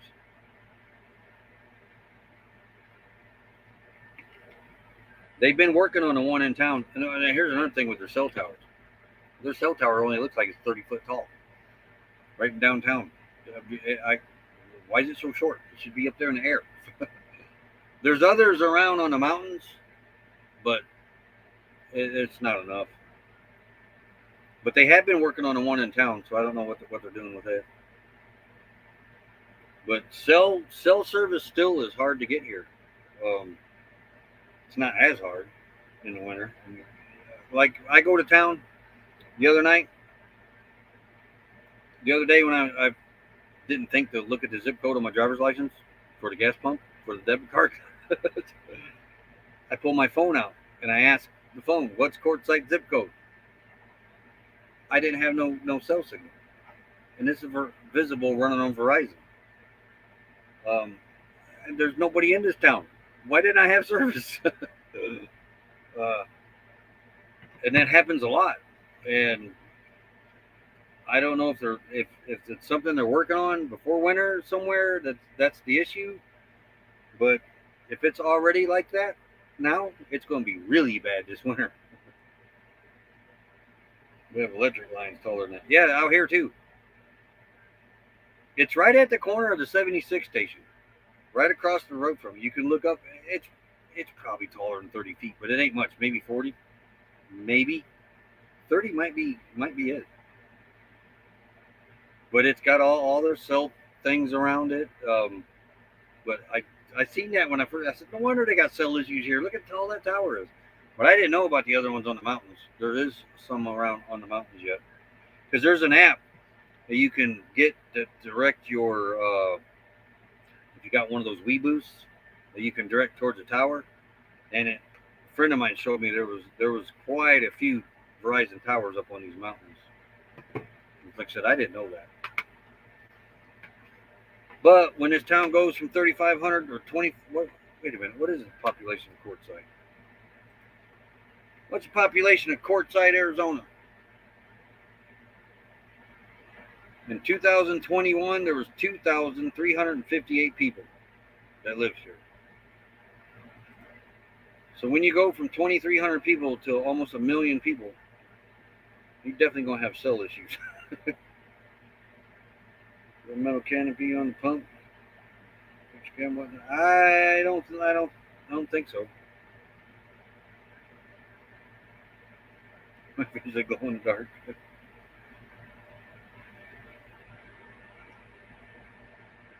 Ours did that too. Going around, we ping on Chicago every now and then.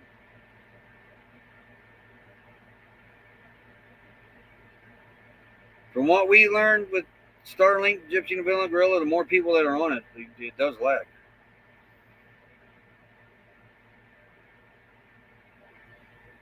And that's during the daytime, mainly at dinner time, when people are or breakfast or lunch. When people are sitting down eating and they're getting on their phones or their laptops and that is when it lags. Oh yeah, CRV. Yeah, CRV. Yeah, just said that. I noticed to slow down most at dinner time when everybody's in town.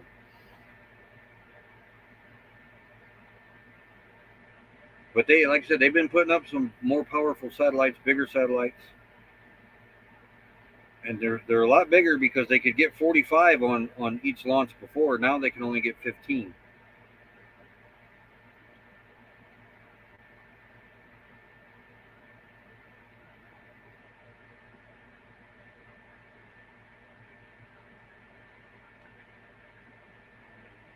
You have choice of Verizon, T-Mobile, AT&T. A lot of people do that out here too. Sometimes it works and sometimes it doesn't. Most of the time it does though. Most of the time.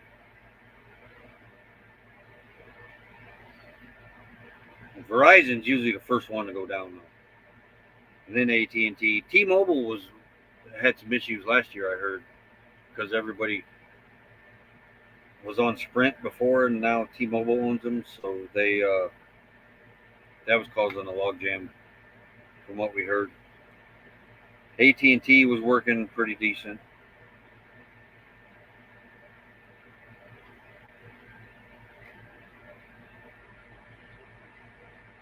Oh, yeah, it will lag if people pulling data, but if more people had Starlink, the data would be able to process more easily among the towers.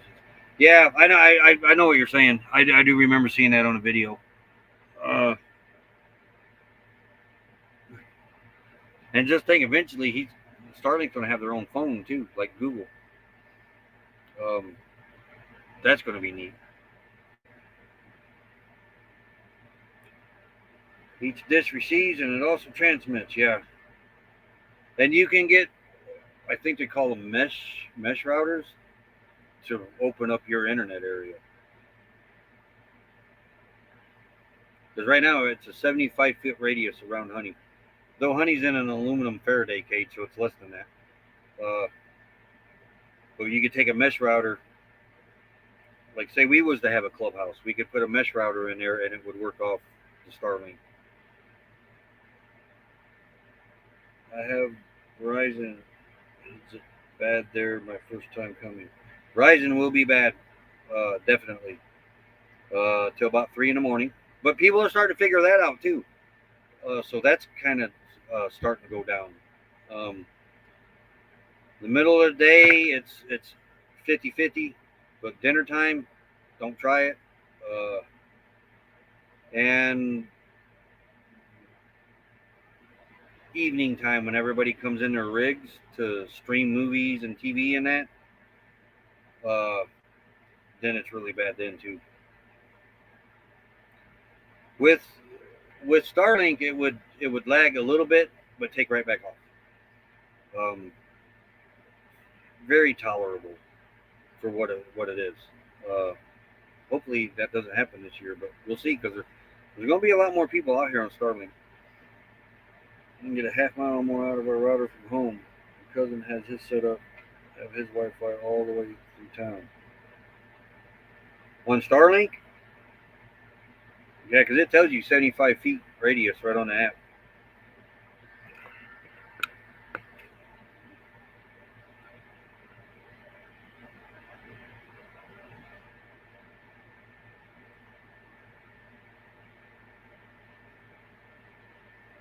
Sun come out yet? Nope.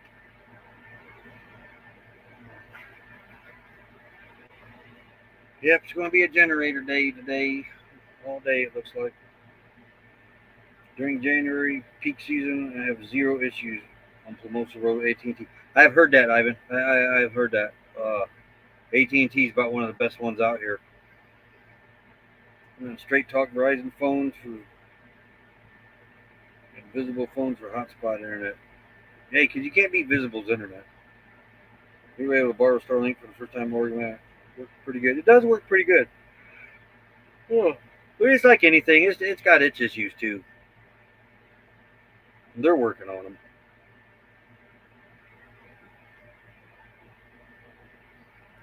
Yeah, I'm looking at a mesh router eventually.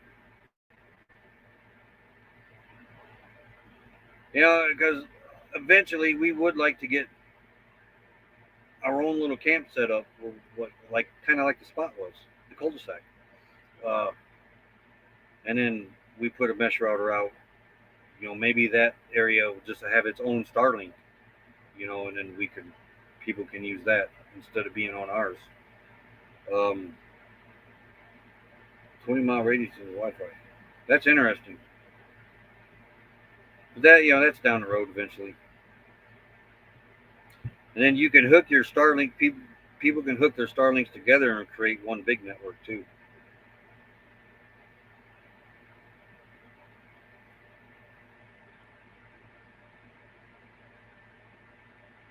I never even heard of a mesh router until Starlink. I was on their shop looking at different accessories and that, and it's a mesh router, and I was like, oh, what the heck is a mesh router? We got recommended the trash bash yesterday. They're pushing that video again, and I don't know why. Maybe it's to remind people to clean up after themselves when they come out here. I gotta admit, the desert looks pretty clean right now, other than these tents right now, from what I've been around. We need to go around and gather some firewood though. For everybody gets out here and grabs our firewood that we've got spotted everywhere.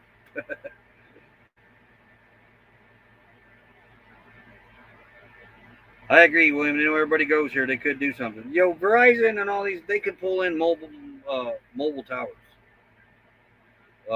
They did it in Afghanistan. They did it in Iraq. Uh, you know, back in Desert Storm days, they brought a landline. Well, they were microwave waves or whatever, but we had. I didn't go over there, but we had them on the field here too in the United States. But I never went overseas. But they had these trailers that had nothing but phones in them, and they didn't run a landline all the way out to the field just so we could make a call back home because we were out in the field for a month or 2 weeks, and we was able to call from there. They could do that here. These phone companies could make a killing doing that.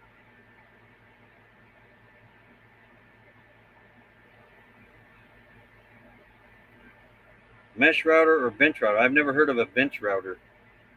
That's probably the same thing then, huh?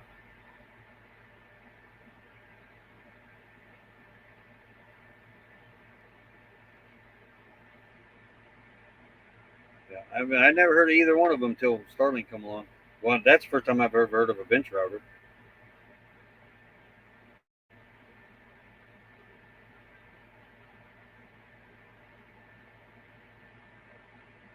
But yeah, that video's that's I gotta see what's that video up to now. Because they're even recommending it to us, and we made the video. I don't know why YouTube does that. Here, you might like this video. Well, yeah, I like it. I made it.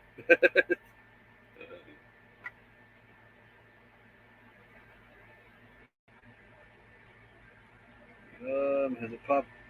No, it ain't. It hasn't popped into getting a lot of views in the last 48 hours because it does that too every now and then. Ah, trash bash. There it is. What is this thing up to now?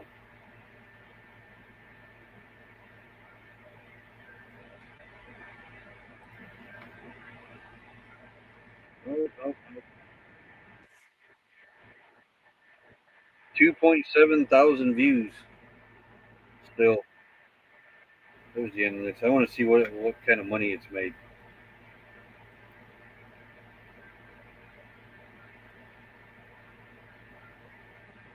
All right. Where is the lifetime thing at?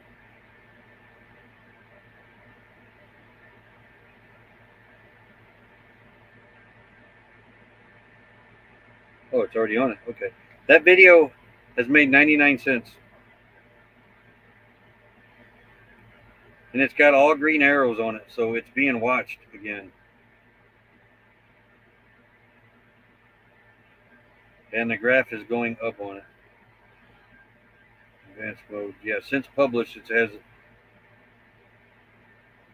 Yep, since published, it has made 99 cents.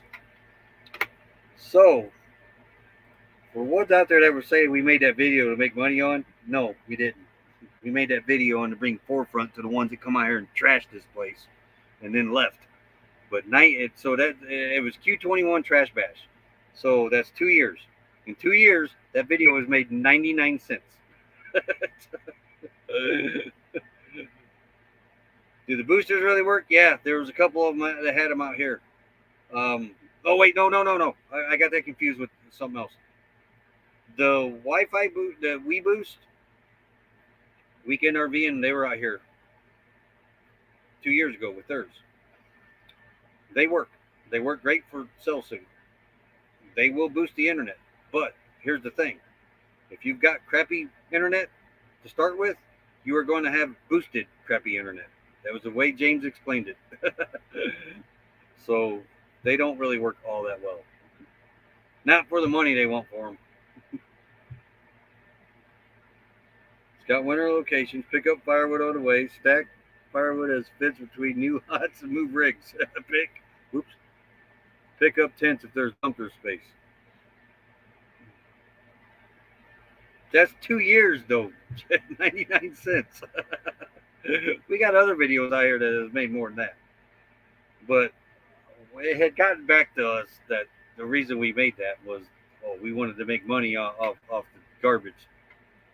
Come on, people, it's YouTube. You ain't making no money. But there's that proof, right? I mean, I can screenshot it and everything. But yeah, 99 cents in 2 years. You can make about 30 cents a video. The only channel with 100,000 subs make a lot of money. Yeah, yep. The money is in membership and super chat. That's it. Otherwise, we wouldn't get paid as much as we do on YouTube.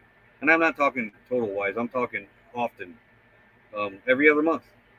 If it wasn't for the memberships and the super chats, we would probably get paid once a year, maybe. Because ad revenue ain't crap.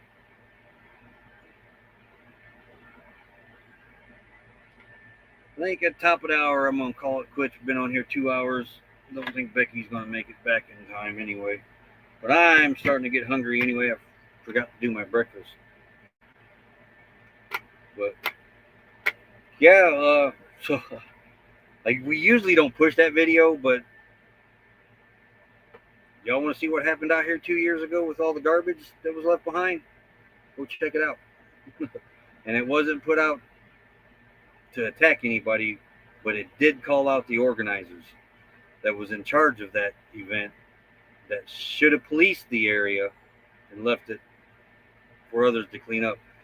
CRView was going to help me clean it up, but I was so mad that they did that.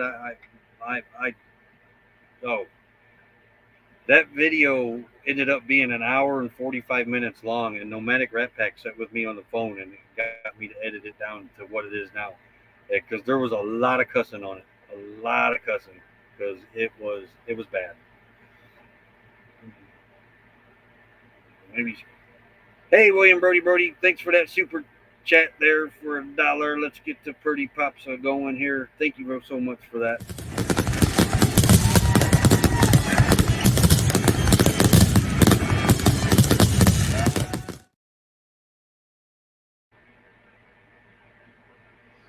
You have a great day too, Desert Adventures in Arizona.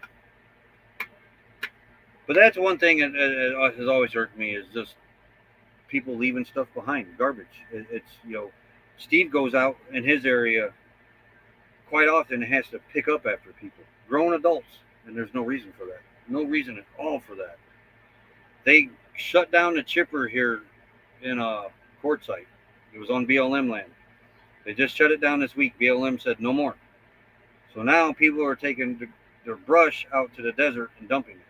So the city of Quartzsite is working on getting a chipper stationed somewhere so they can combat that problem now, because people's going to start taking their stuff out to the desert and dumping it. And they don't want yard waste and stuff out, which there's not a lot of yard waste here. I mean, there's no lawns, but brushes, trees, stuff like that. No, Jeff, that it's on the 360. No, it's on Lifetime. Yeah, it's on Lifetime of the video.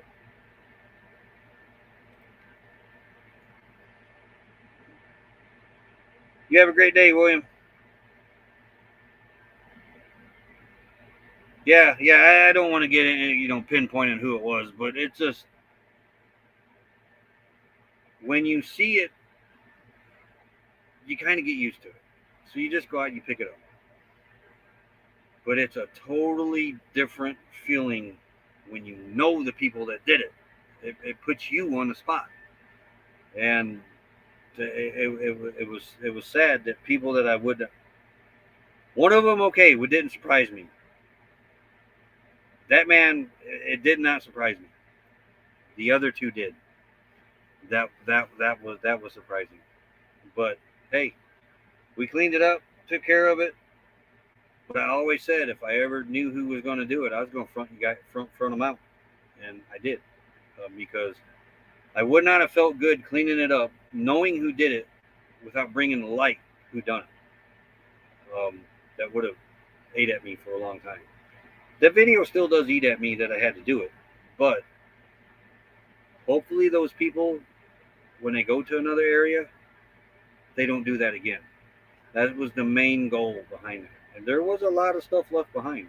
We're talking chairs and boxes, and it was no excuse.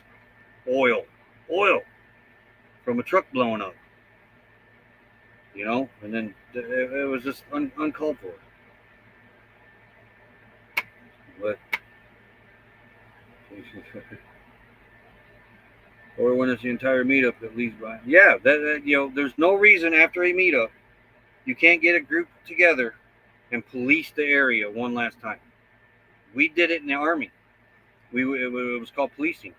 You form a line and you walk that area and you pick up cigarette butts, whatever trash, and you leave that area better than what you found it. Didn't happen. They just packed up their stuff and left everything behind. And the thing about out here, when we pick up, it blow that stuff to town. It'd be in people's yards. It's stuck in bushes and stuff like that. What's going on with these tents? Yep, YouTube is for fun and friends, not for drama like that. But I love nature. I love being able. See, and that's another thing too. Those people were not full time at that time. One of them had just become full time. The other one was working on it. But they didn't know us being out here a year before that, seeing the mountain up in Flagstaff that got closed because of trash. I can't remember the name of it. Other BLM areas around Phoenix getting closed because of trash. This is our land that we can use as long as we take care of it. When we get people in there that does not take care of it and leave the trash behind, they close the BLM lands. We're getting less and less every year. And if we don't bring that out to the forefront, eventually we're not going to have anything. It's all going to be like the LTVA areas. And and it was an LTVA area that they trashed. But they're closing property all the time because people are leaving garbage behind. And the only way to combat it is to bring it out to the forefront. And when you know somebody that's doing it, you're forced to front them out. Leave no trace. Exactly, D. Well, Brody William knows about the policing and that. And every meetup, and I'm not saying this because yours was out there, D, but every meetup that they had on Plumosa Road last year, we're running around looking at cholla cactuses. Becky brought this up. She said, look, all these meetups they had out here, no garbage was left behind. And there was a lot of meetups on Plumosa Road. You would figure it'd be some trash, just from lazy people, how somebody would get it. There was none of that. All those meetups over there, they cleaned up after themselves. The ones in here last year, they cleaned up after themselves. Even the spot, they policed the spot. But them newcomers that come out and think, oh, somebody else will get it, it'll blow away. No, it'll get us closed is what it'll get us. Yeah, you got that right, Jeff. That's why Walmart's closing their lots down to people. Cracker Barrel's starting to crack down too on overnight camping. I read that in an article just last week. Ours is very clean, not even cigarette butts left. Yeah, and the thing about it, D, it was noticeable. When everybody had left out over there and it emptied out, Becky, she likes them cholla cactuses and they're pretty over there. She wanted to go see them, and she made the point. She said, "Look, all these meetups that were over here," and she said, "There's no garbage," and it was very appreciated. I will say that. But we didn't go over there looking for garbage, but it was noticeable. And there was glows, there was D's, there was Sanzacs, there was can't remember the name. It's right there on the tip of my tongue. But there was probably a dozen meetups over there, and not one of them trashed the place. They had that one over here at one time, and they trashed the place. Yeah, for the most part, LTVA was left in really good shape this year. Yep, leave no trace, leave places nicer than you found them. Only found 3 campsites here that was left full of trash this season. Wow, I didn't even know that. The chipper would be good and all, but they seriously need to keep an eye out. Fire risk, piles of chips. Oh yeah, yeah. The thing though, the humidity here probably keeps that to a minimum.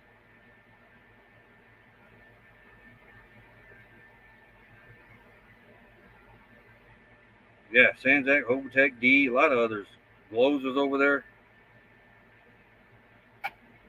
Oh yeah, the furniture that we found in the forest, a lot of that's locals up there. Um, Over by Snyder Hill, a lot of that was locals. You got your lazy nomads over there too that don't care.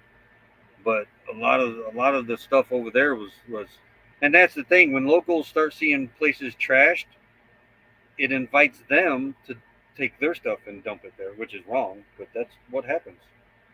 All it takes is somebody to start trashing a place, and then here come the others with their stuff, and that's what happens over at Snyder Hill, and that's over in Tucson. Yes, we're getting some water, but we found floor model TVs up there on Snyder Hill, uh, recliners, couches, TV stands. In the that where Dee's talking about, there was bed frames and couches and a car bumper, if I remember right, plastic bumper cover, uh, just all kinds of stuff. You're walking along the forest, enjoying the scenery, and oh, this is beautiful, and then boom, you come across a local dump site, and that's what that was. That was a local dump site. That wasn't nomads. Nomads don't carry recliners and big screen TV. Well, some, but them big, the old big box type TVs, those type, uh, floor model TVs, couches and recliners and stuff like that. You can tell the difference between local trash and nomad trash. It's very easy to tell the difference between the two. Yeah, Snyder Hills. When we first stayed there, it wasn't too bad. Second time we stayed there, it was getting bad. The last time that we stayed there, that place is horrible now. That's what I said. When the last time we were there, that's when that truck come in and dumped all their construction stuff there. But yeah, you can tell nomad trash between local trash easily because nomads don't carry drywall drywall cutoffs and scraps and that with them and flashing and stuff like that. We don't carry that stuff with us. And what gets me about Snyder Hill, it's right there with all the traffic around, and people get they still dump there. I would be more not surprised if it was more in the other areas around Tucson that you can camp in, the more secluded areas. But no, Snyder Hill, right there. I mean, there's traffic light on about each corner of it, almost each corner. Um, it's a small area, very small area. People in there, all in it all the time. It's never empty. It's almost full all the time. But yet, they get in there and they get away with dumping their stuff.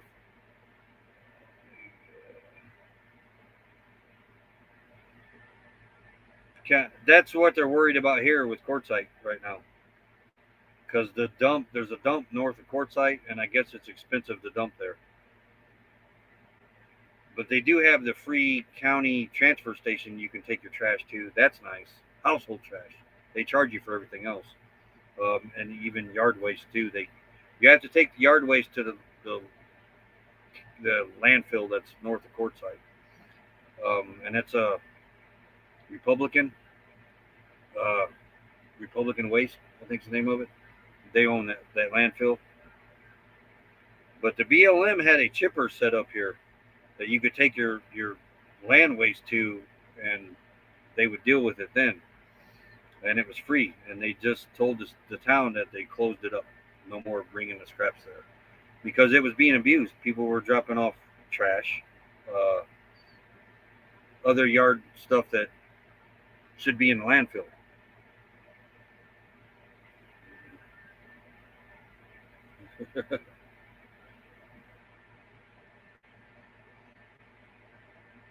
Yep, Timmy. Okay.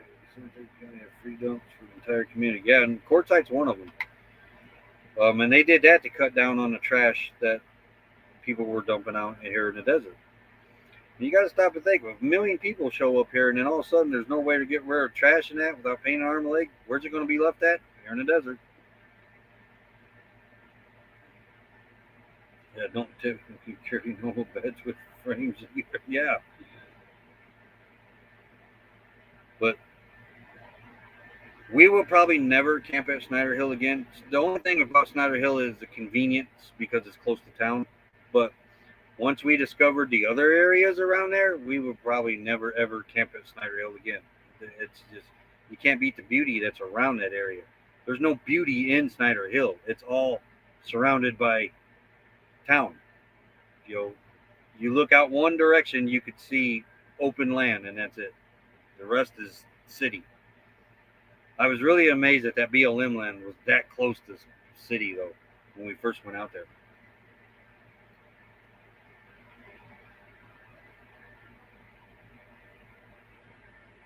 Check that out.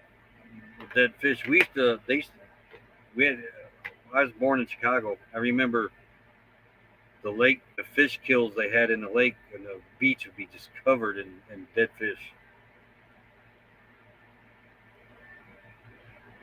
It's kind of you almost got to have machinery to dig out here, though, Timmy. You have a great day, D. I'm about to get off here too. I went an hour over, Mobang. How you doing, Mobang? Another member sneaking in here. Howdy, howdy. Got a patrol already weekly. 2 gas stations. Oh yeah, gas stations are notorious for trash makers, especially them truck stops. Man, I can't. They need to crack down on a lot of these truck stops. Gas stations, Dollar Generals back home in our area are really bad for litter. Really bad. Um, they built one in Knox, and within a week, all the stuff from the dumpsters and the boxes and all that were blown out into the people's yards, and there was not happy people over there. But yeah, your department stores, Walmart parking lots need some work, but around the back of the stores, from what we've been, a lot of them are still pretty clean. That's why I haven't mentioned any names. Desert Adventures in Arizona. Notice I was kind of beating around where it was at. Hey, Sandra, Sandy Robinson Corner. Hey, howdy, howdy, howdy.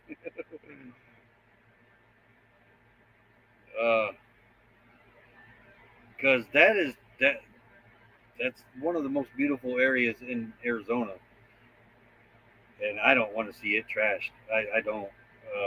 I don't want to see any area trashed, but I know what they do at Snyder Hill, and I don't want to see that out there. We have come across a little bit of it out there, but nothing like Snyder Hill. I don't know if people throw random trash out of car window and stuff. Yeah, I don't get that either. I've seen that too. Set at a stoplight. Out comes a McDonald's bag. Boom, off they go. Looking at audio to my thumbnails. I don't think you can add audio to a thumbnail. That would be cool though. That would be very cool. There's that cardboard box labeled trash can and trash bag in front of the DG. Here, but ours is the cleanest around. Oh, that a clean Dollar General, that'd be cool. The insides are clean, but outsides aren't so much.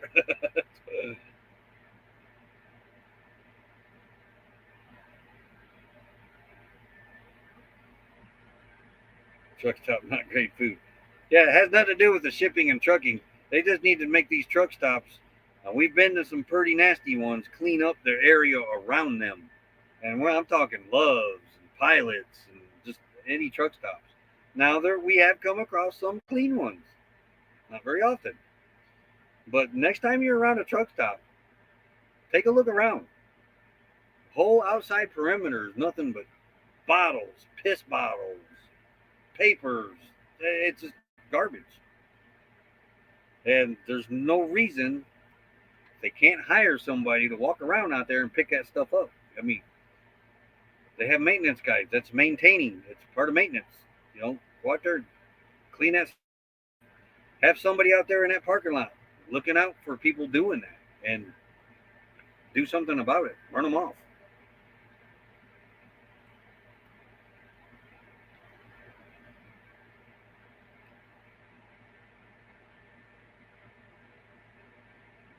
Yeah, there are some very nice truck stops. That's not saying all truck stops do that, but the ones that do, they need to really crack down on. Uh, the one over by our house could use some cleaning up. One in Indiana, but for the most part, up in that area, they're pretty clean. I guess it all depends on what the county ordinances and city if they push it, if they enforce it. But we have been to some nasty loves, uh, pilots, flying J's. We were at one loves. There was a hill back where the trucks parked, and it dropped down. While I walked back, I took the dogs back there to go to the bathroom. When you look down that hill, it was nothing but plastic bottles and garbage. And it just where the wind had blown it down into there, and nobody ever goes picks it up. Pilot truck stop in Chemute is very clean. That's good to hear. That is good to hear. Gallops is that way. Trash all along the fences. Yeah, yeah. Gallops is we like Gallops, but I'd forgotten about the trash there. That's lazy driver. You're right. That's all that is. They have trash cans that are overflowing with trash. Yeah, and they don't. That's part of the problem too. You got people willing to throw their trash away, but then they have nowhere to throw it. Um, and it's not really just only the truck stop. It is stores too. Your big stores and that you see a lot of that around. Yeah, where people don't mow and go, and there's no reason for that. Send somebody out there to go after your trash.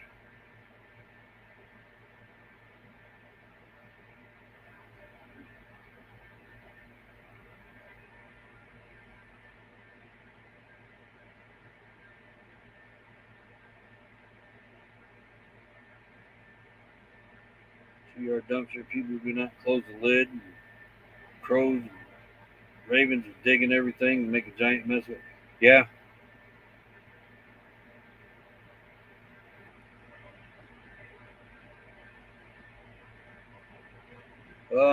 The one at Belmont, the pilot up there. Now that one was pretty clean. Though I really can't say much for the back of it because I didn't go in the back where the trucks parked, but the front and everything. But that was all pretty cool. But there is an apartment complex and hotel right there too.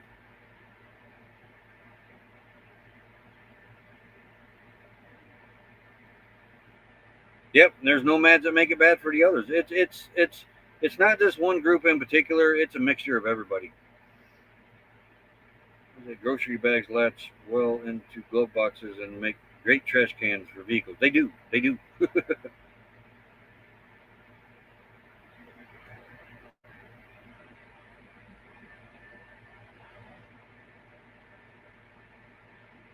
That's a good point, Jeff. That's a damn good point. Communities would make sure the properties were cleaned up.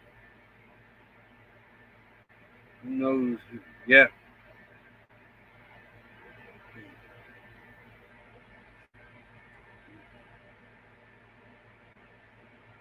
Alrighty. I think I'm going to get off here and get me something to eat. I went past the top of the hour, but my stomach is starting to grumble. That's 2 days in a row I've missed breakfast. Didn't mean to this morning. Yesterday I was kind of busy during the getting ready for the live stream. I've shedded hair. Moose's hair is all over me now. Go ahead, a neighbor. Wait, slitter throughout the neighborhood. Oh, yep, yep. 32 years. That's a lot of years behind the wheel of a semi. Let's close that out. All right. Alrighty, folks. I'm going to get off here and get me something to eat. Maybe catch up with Becky. I'm glad the meetup with Rose and Nettie and Mel went amazing. Hope to meet her someday. I'm feeling like here we go again. Just don't hang your breadsticks and wings where you hang your trash bags. No kidding. Yeah. Call it intermittent fasting and you would be trendy, apparently. Hopefully see it in the at 4 tonight. So make note of that. Gypsy and the Villain of the Gorilla, 4 o'clock. I'm assuming that's Eastern because they're on Eastern time. But everybody have a great day. And make me something for lunch. Let's see what the temperature is. What's the temperature in Quartzsite?